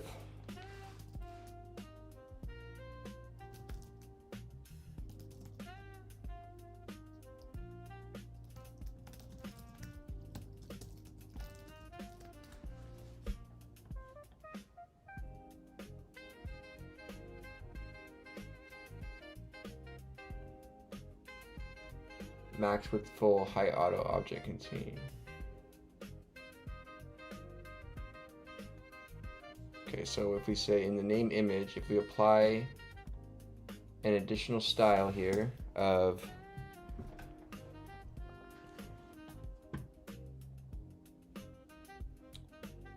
max width full,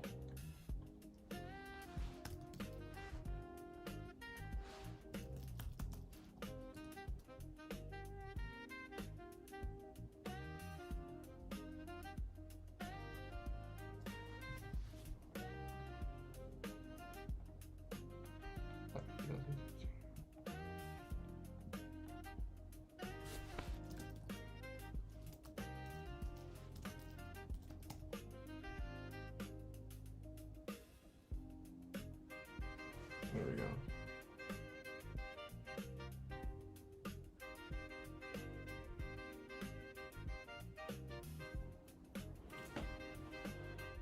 But the thing is, if we increase this,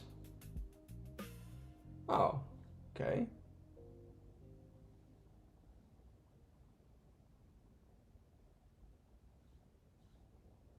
So because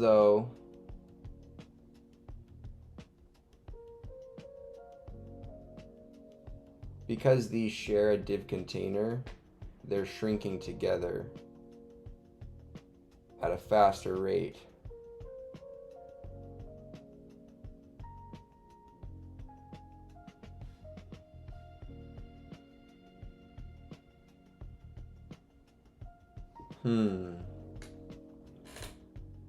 Right. Crap.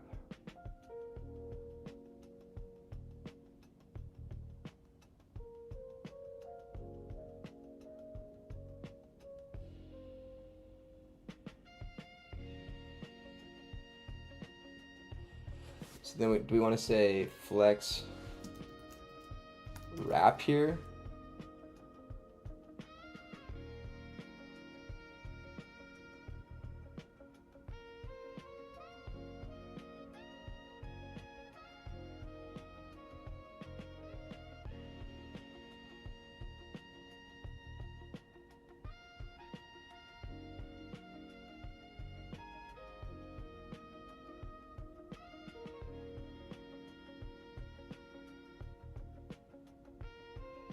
I mean, that doesn't look too bad.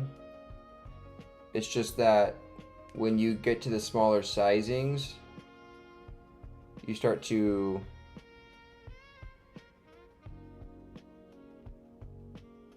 get some problems.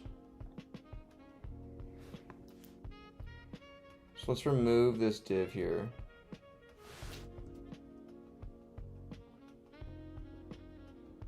Let's birdie rows close like that.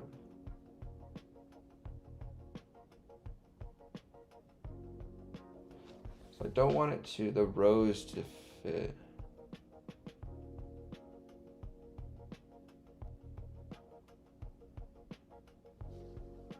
Oh gosh.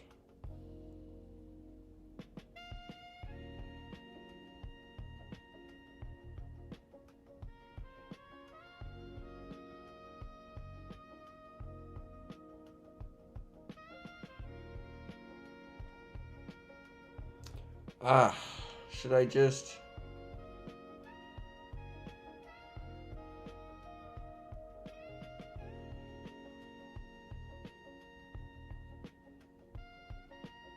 What do you guys think?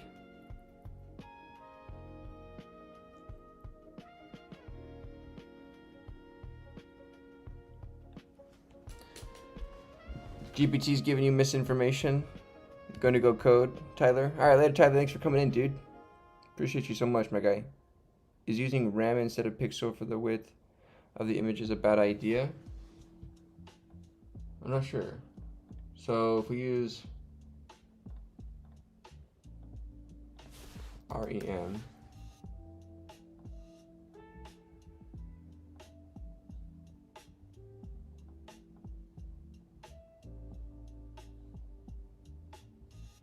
really big.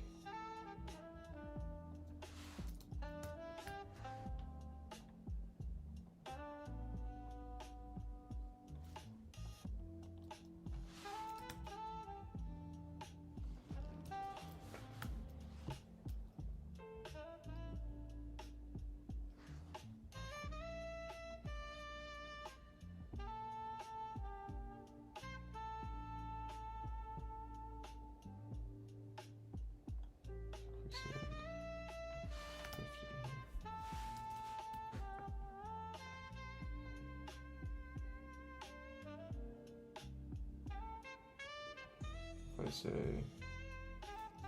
45.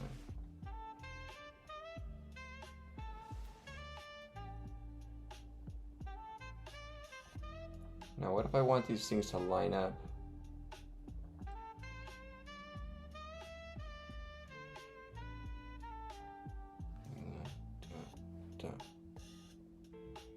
Justify left, justify right, line bottom.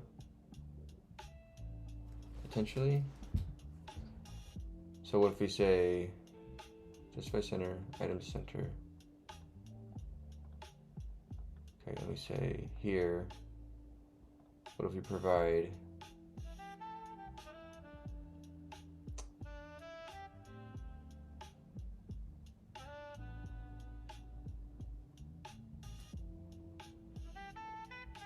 I don't know.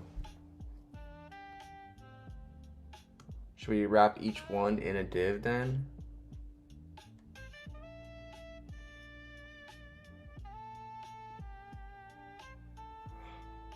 Wow, this is tough. I suck at this so bad, dude. So close shrinks, but rows because it's thinner.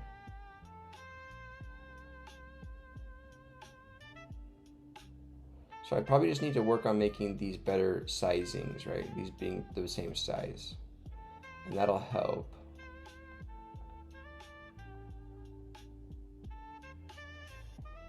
So let me go back.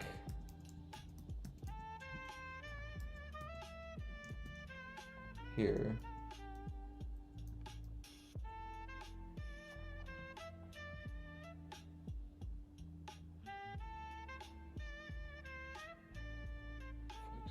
Ready rows. So what if we don't want flex wrap? But then if we don't want overflow hidden,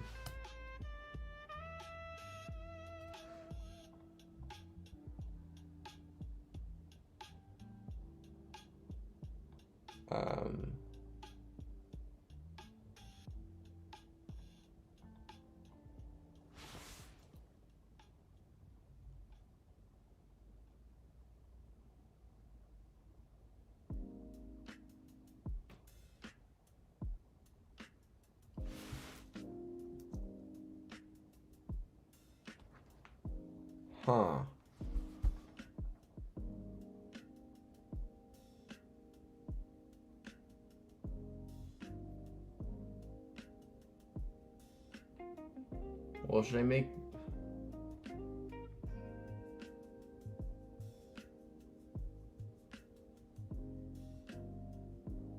divs for each of them and then push those divs into various, so line left, a line right,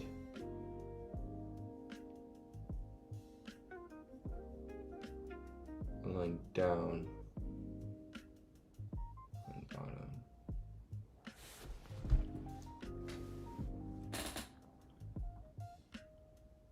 Oh, that'll push all the contents within, down below.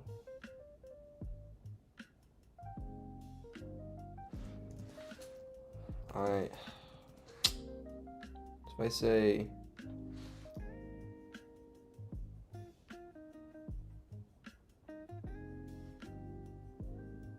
trying to put birdie rows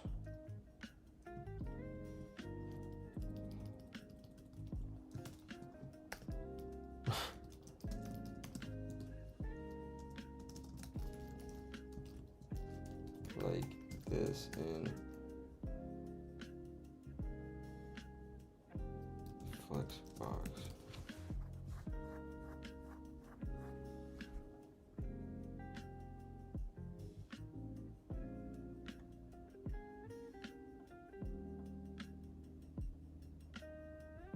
Let's call it line center.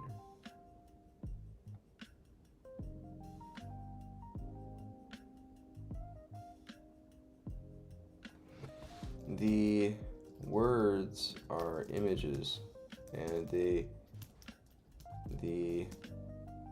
two words up top shrink faster than the single on the bottom due to the size width of the parent div.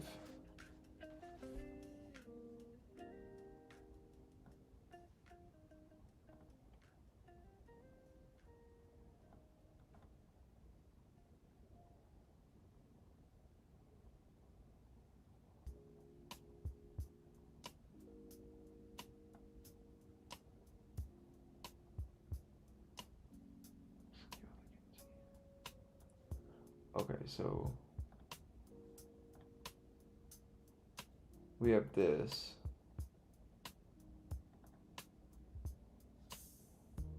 So let's just say that this, and then let's put all of this in another container.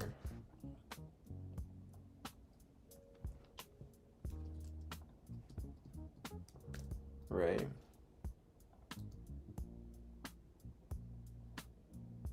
Now this container will have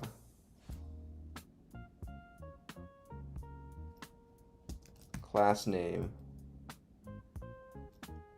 max width, full,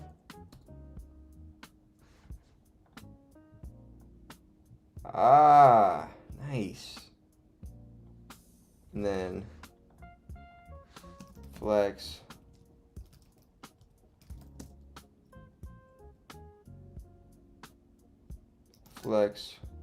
column.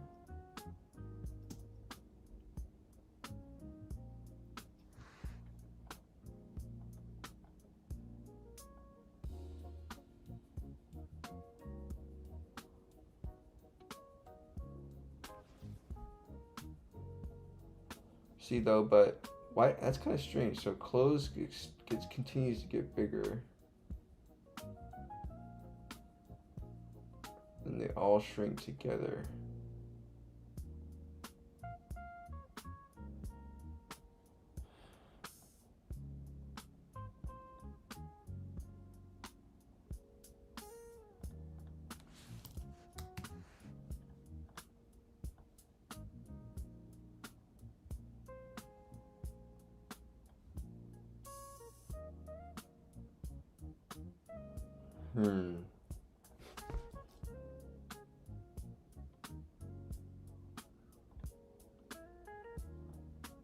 This is the div of this, right?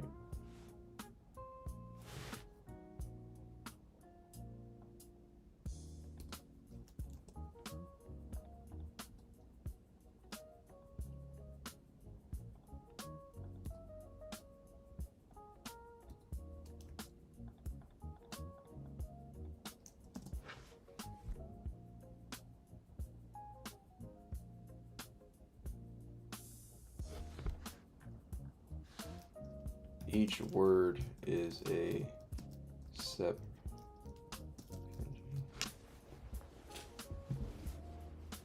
I'm just going together so they're one logo, not independently. So let's say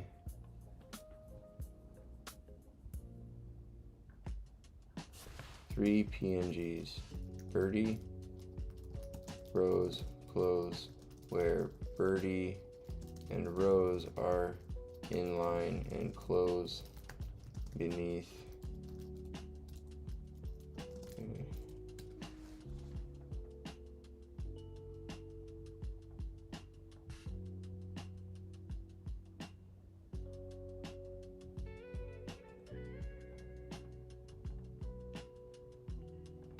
So flex.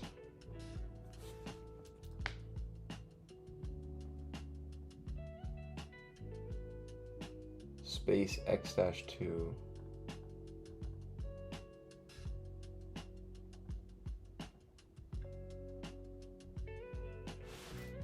This is this div here.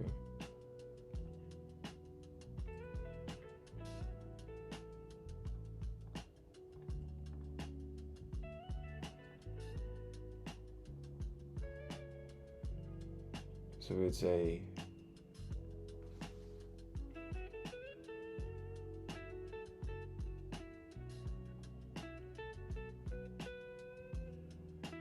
let me go here, get rid of this max width full here.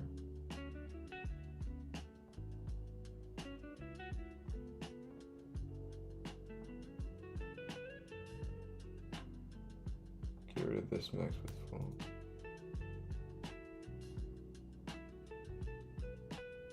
Scale down. Flex.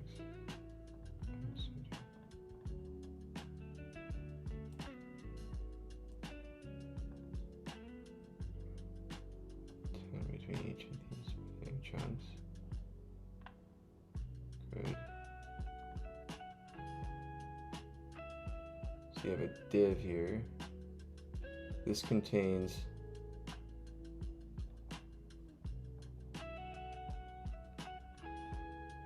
flex space x-2. So space in the x direction 2.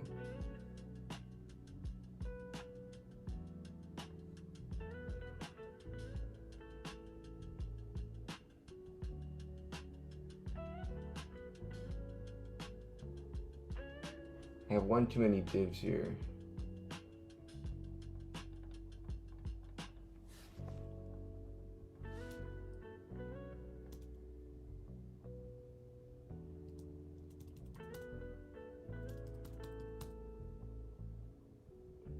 So flex space that's 2 30.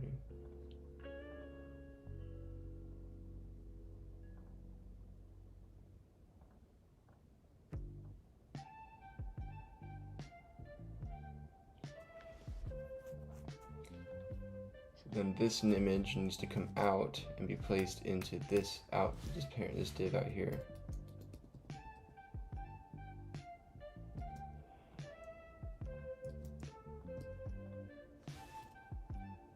Nice.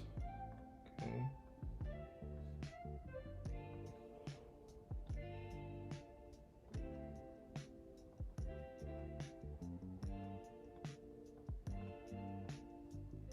Okay, so now we just need that to shrink to the parent div.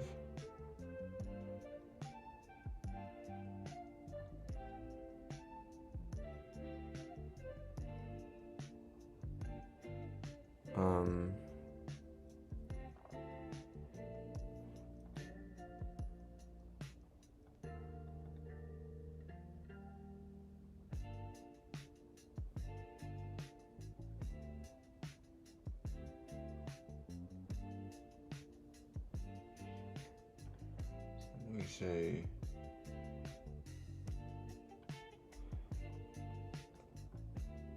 I don't know why I suck at this so bad. So then we want to fit overflow none.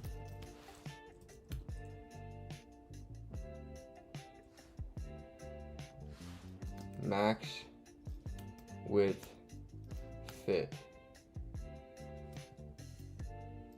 full.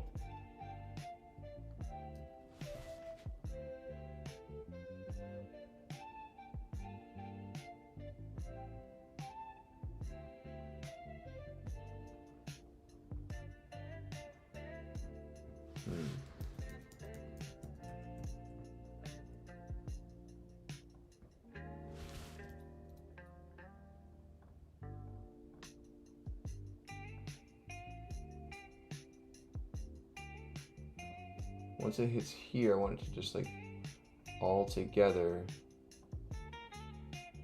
Okay, so hold on, the border then needs to go here.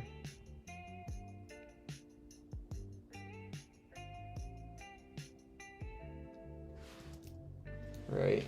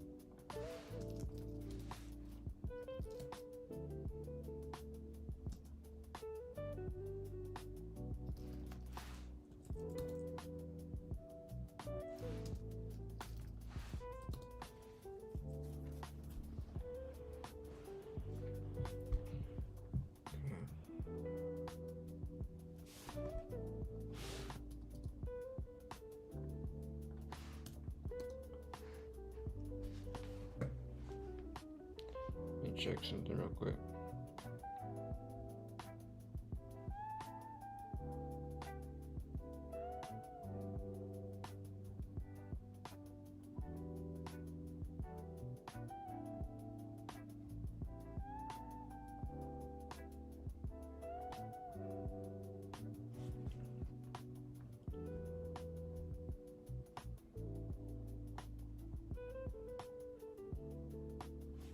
All right, let's keep rolling. So we want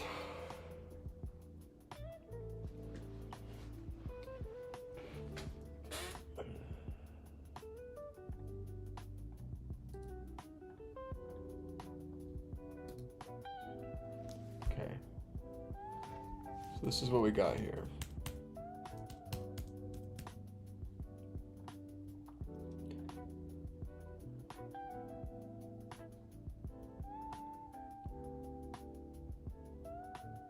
This is width 75.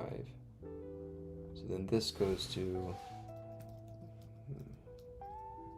width max full.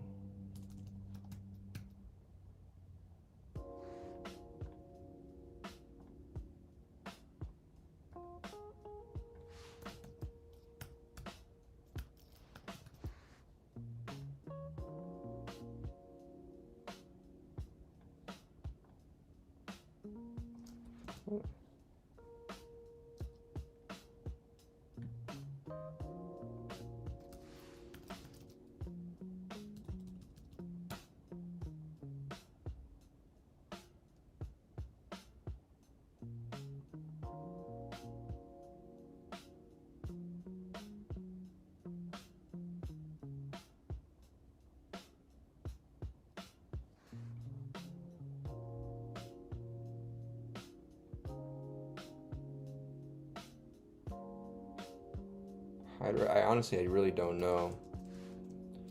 Kind of want to see.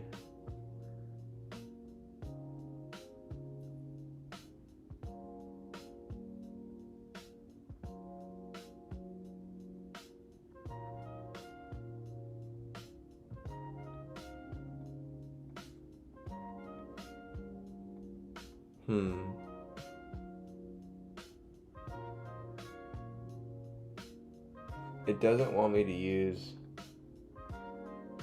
this like width on the individual item.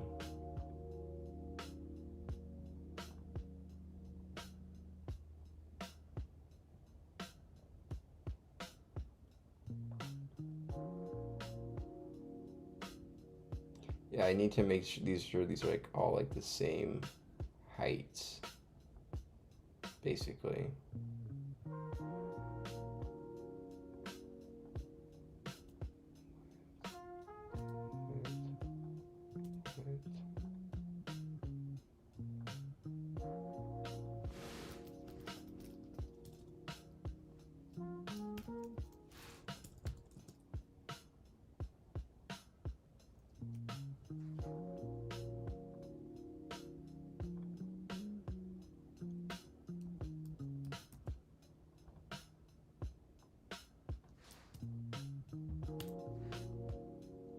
Here we would say, I'll bring that down.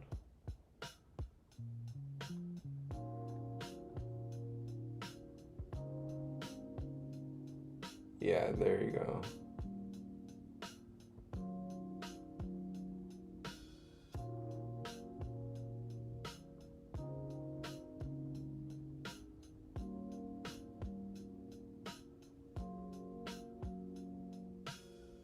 So I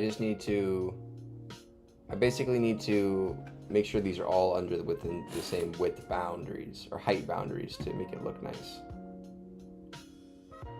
Okay.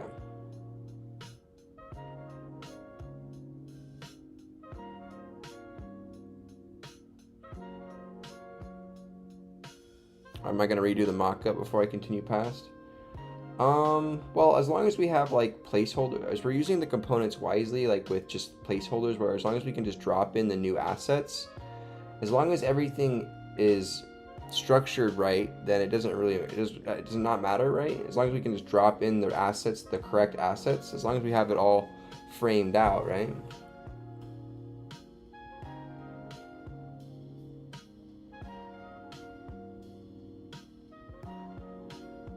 Right.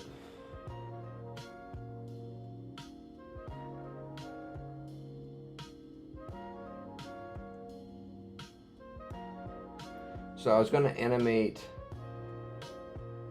I was gonna animate the words. I mean, I was gonna animate each letter, right? But that might be a lot. Like, what if we just animate each word on a hover effect, so like it does a little like jiggle or something, right? I don't know. What do you guys think?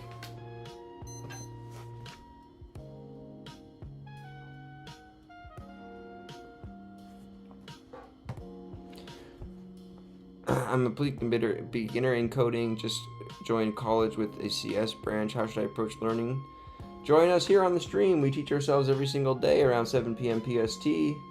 Right now we're kind of working on a front end of our new site that we're working on.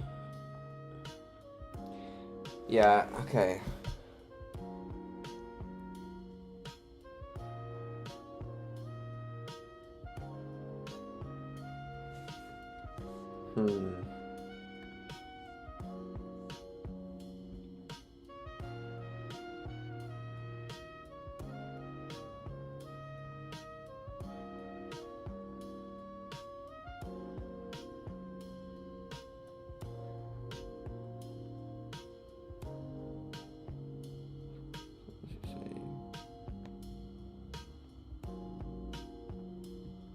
So go to name image. If I go here and go width auto, max width full.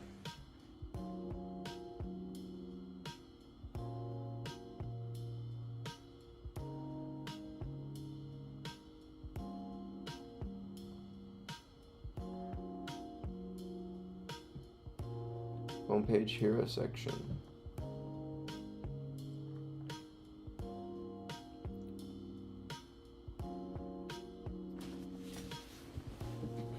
Yeah, right? It sucks refactoring a lot of UI code. Well, honestly, a lot of this stream was a little bit of a refresher to get myself kind of back in the mindset of React and stuff, because honestly, I didn't remember a lot from my first go around. But honestly, I'm not too happy with the design so far. Definitely think I'd rather do physical letters or physical cutouts and scan those in, maybe.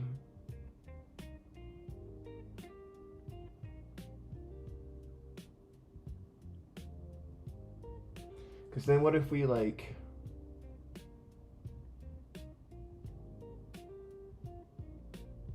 I mean, if we wanted to do this, but in CSS, like we would have to take the letter, we would have to give it a div around it, fill the div,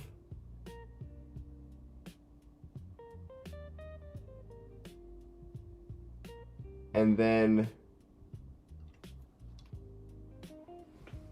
that would be our thing, and then provide a singular animation. And then once, I mean, it wouldn't be that big of a deal. The hardest part would be lining them up on the page. Like, could you even get them to like overlap one on top of another like this?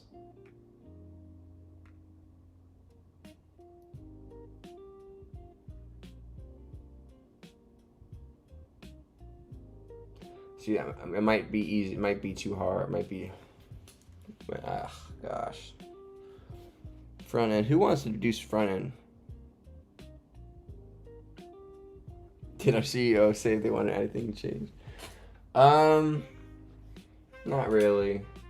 Mainly the fact that they didn't really like the more digital aspect of these pictures rather than maybe being physical. Oh. I'm tired, you guys.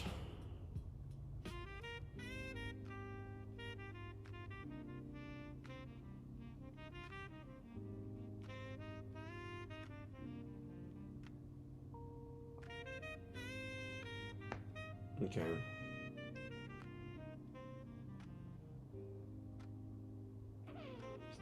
Let me look up like Real Magazine letter cutouts.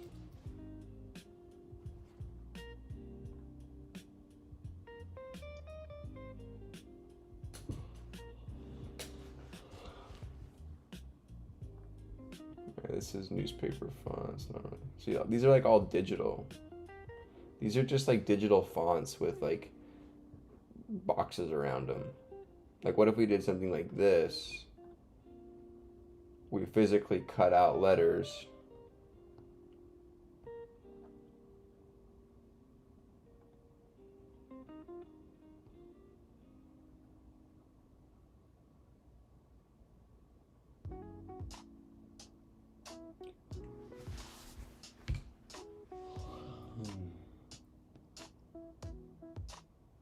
I mean, those look good too.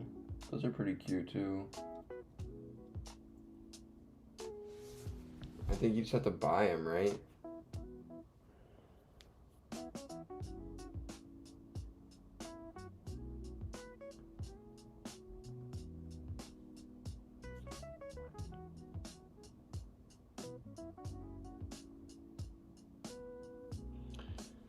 I was thinking about like making a set, honestly, like trying to do like I mentioned in the Discord myself. Like, what if I got like a whiteboard, right? What if I got a whiteboard and I literally made physically on the whiteboard my website? I cut out letters, I put them where I want, I cut out letters, and then like I took basically high quality scans of each component on the whiteboard and then just put them on, right? So like,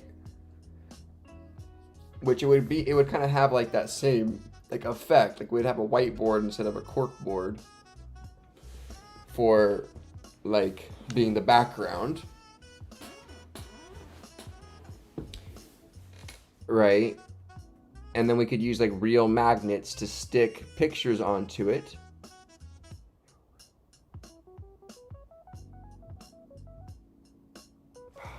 Oh.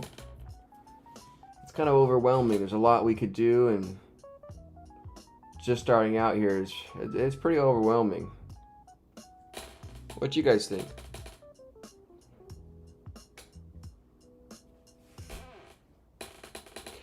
Well, this was kind of like a font pack of stuff, but like I said, is that she wasn't really too keen on the digital aspects of it. She was much more like we wanted something more physical, like that looked real, not just like fonts that were put into Photoshop and then put some like these just look like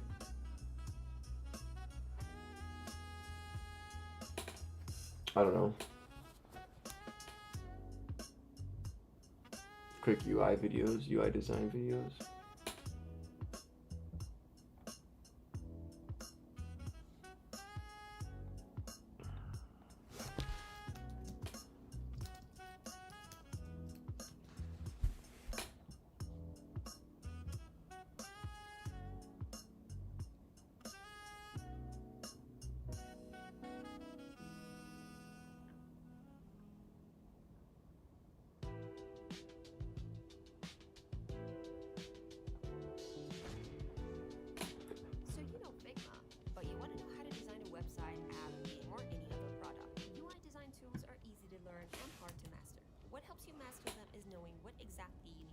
So let's learn UI and UX design. No bullshit, just what you need to get started. Fundamentals, standard procedures, and helpful resources. A design starts with a main idea, a solution to a problem, or a use case. For example, I really needed a web application to collect element-specific designs like these, so designers and developers like you and me can find inspiration. Got a good idea? Let's go step by step. Step 1, user flow. The people you hope to use your product probably have certain expectations. They're looking for some info, want to buy something, or just use the service. You need to map out that main journey from the moment they land on your site till that key objective is achieved. Bruh. For example, We're screwed. on the site, they category and the websites in it. We call this a user flow diagram. Step 2, wireframing. From the user flow diagram, we'll try to create corresponding screens or pages. Each page or screen is supposed to contribute to reaching that key objective in a way. If users are supposed to shop for something, then there's a store page, product page, cart, payment page, and success page. You can start drawing layouts for different screens in the form of wireframes, which requires real hard thinking and analysis of user behavior. Back in 1800s, we used pen and paper to draw wireframes, but thanks to technology nowadays, we're lucky enough to do them in tools like Balsamic, InVision Freehand, or just Figma or FigJam like a normal person. For example, in this project, we want a simple and straight to the point design, so just one single screen. We need some navigation in the header and footer. Our main goal is showing users designs in different categories. How could we implement that? Maybe a little drop-down menu, a filter? It has to be simpler and more accessible, like right in front of everyone's eyes. How about just a simple sidebar with the categories, like Font Awesome, for example? That's a good inspiration. We also want to showcase different designs, a lot of them, on this remaining side. We have several sources of inspiration for this that have proven to work, like Dribble. So we need our designs in a little grid over here, and this grid should have a link to the source of the design, its name, and just a simple image preview. What we just did was a brief version of user experience or UX design. It can be extended and have you go through other steps.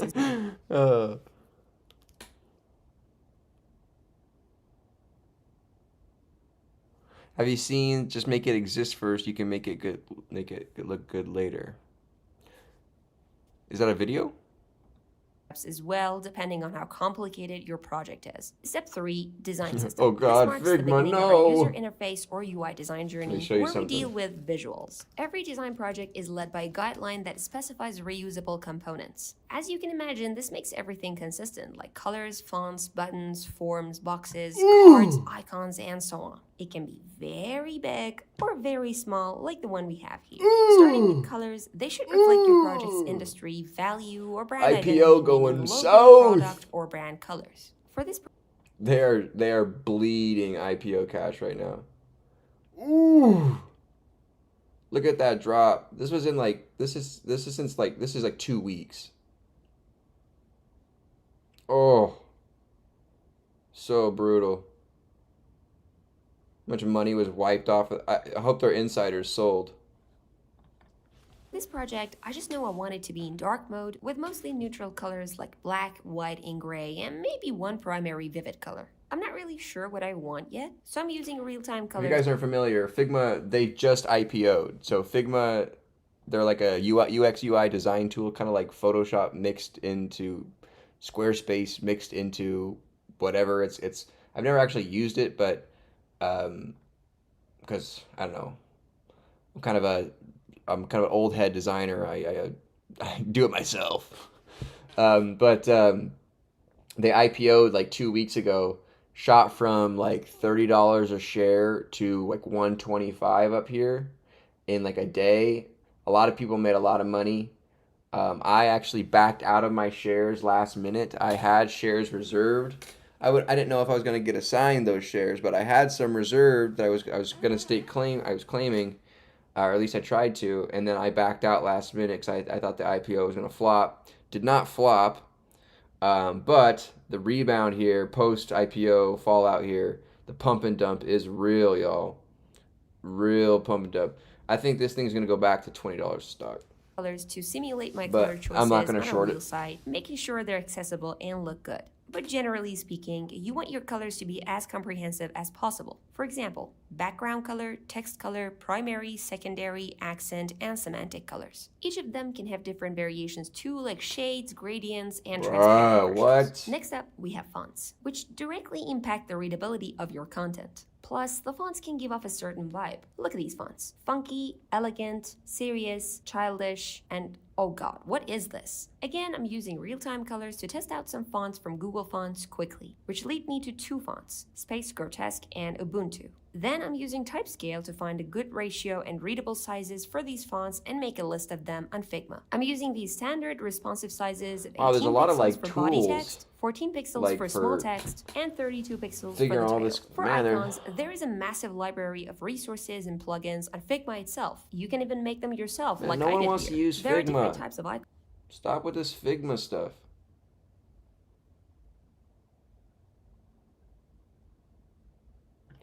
Figma, Ligma.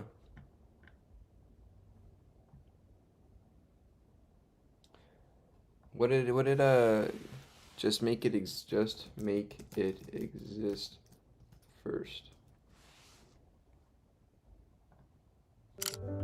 We create this paradoxical space where we have all of these extravagant plans All and right, hopes chill and with that desires, but we that sit close up. in this day-to-day, in this routine that is real, that we're actually in, and it could not be further away from these lives that we project, that we want to live. Shot. So then you have this stark contrast in between the two, where everything that you do either feels like you're backtracking or it feels like you're making no progress because these goals, these dreams are so far away. So how could anything get us closer to that? Everyone always talks about getting past that hump of continue to underestimate the power of doing slightly actually moves them. We all have this issue of we want the world. We want everything. We want these childhood dreams to come to fruition. We don't want to settle. Oh, this is kind of more of a motivational thing, like just do it. Okay.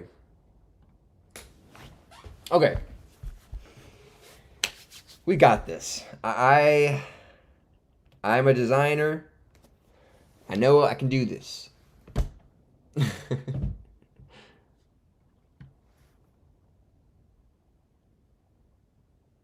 Get motivated, come make it exist first image. Yeah. Okay, you guys, so we just need to take it one step at a time. And oh gosh. So at least we have that set up. But I do think I'm done for tonight. I'm kind of overwhelmed. Let's go ahead and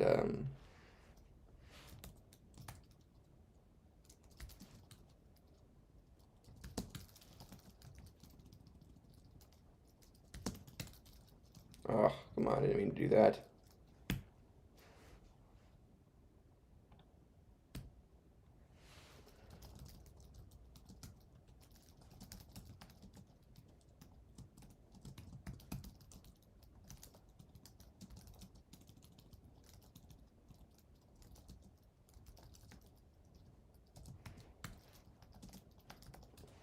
All right. Man, dude. Yeah. Props to you guys, you brave souls out there who do this for a 9 to 5. It is definitely not for the weak.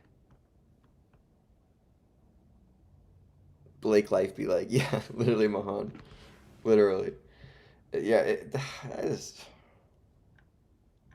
But man, I just see it's so like it's honestly it's overwhelming because you feel like it should be like this kind of more simple thing. Like it's not math, it's not science. It's like it's a science of like color and like feeling and theory. Like it's like so you like think like internally it's gonna be like this easy task, and then you get in there, and I think I have for website UI design what people have just for programming. Where they sit down and they don't know what to code. I have no problem figuring out what I want to code and like in project ideas. But I sit down and I'm like looking at a blank UX. I'm like, what?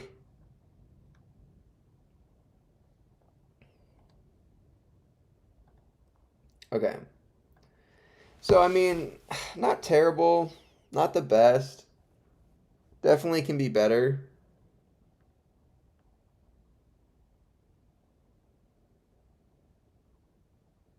I think I definitely need to like actually mock up the site on like paper. I feel like if you just are trying to piece together puzzle pieces from your mind, like it's just gonna be this rabbit hole. Like you've got to have a plan going forward about what's gonna go where exactly and how you're gonna do it. Now with SpectroSim, I had that. I did that.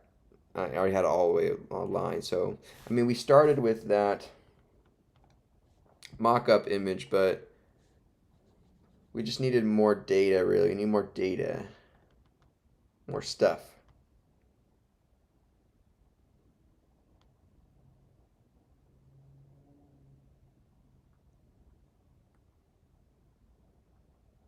Maybe we shouldn't even start with the hero page. Maybe we should start with the product page, right? Maybe that's what we should be starting with, is the product page.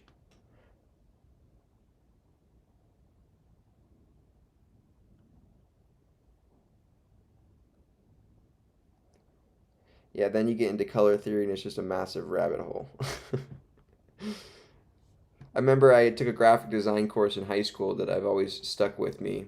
I did actually learn, that's where I was able to pick up most of my Photoshop beginner skills, is from remembering that high school class I took. Like, I really tried to learn as much as I could in that class and take it seriously because I really wanted to get better at Photoshop. So I I did that class, and then he talked about this one subject was called on visual tension, and that's always stuck with me. And it's very true that you can kind of, you have like here, like this H kind of gives me some visual tension. It just doesn't really fit in. This E, and maybe it just kind of doesn't really fit in with the rest of the vibe of these other letters. Like, there's just some visual tension here. Like, there's, this one's not terrible, but it's just too blocky. Like, it's too square. Like, this one's just kind of, just I just think this looks terrible. Yeah, we need to do a better job.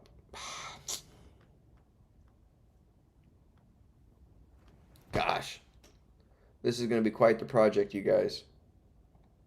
This is gonna be quite the project. I can bust out these thumbnails like nothing, but oh dang, this is gonna be rough. All right, well, I really appreciate you guys hanging out with me for tonight. I know it wasn't really super eventful, but it was a great kind of precursor into getting back into using React, getting things kind of set up here, figuring out how to get our function components actually going, displaying on the page so we can start actually working on stuff. But yeah, I definitely think I need to go back to the drawing board. If any of you guys would like to assist or help out and gain experience in, collaborating on a project, I am all ears. Like, if you would like to help out on this, like, please reach out to me on the Discord. And if you want to provide UX, UI design, and want to, build something, if you are, I have no problem with you, on your resume or whatever, if you contribute to this project heavily, to claim some credit, be like, yo, I helped build this site, which helped attribute to this amount of money for this company, right? Like, I'm not actually hired by the company I own partially, but and I designed for it, and I claim to be the engineer for it. So, like, honestly, like, be a LinkedIn employee, or not employee, but like be a LinkedIn person, and fudge a little bit. That's all you find on LinkedIn, is people that say that they're what they're not. I just completed the 20th version of this certification, and now my boss, I don't know. LinkedIn's troll, man. It's all AI slop too. All right, you guys. I appreciate you guys being here with me today. Please leave a like if you enjoyed the stream so far. Tomorrow we're probably going to be jumping back into more learning concepts, reading, probably either read chapter 4?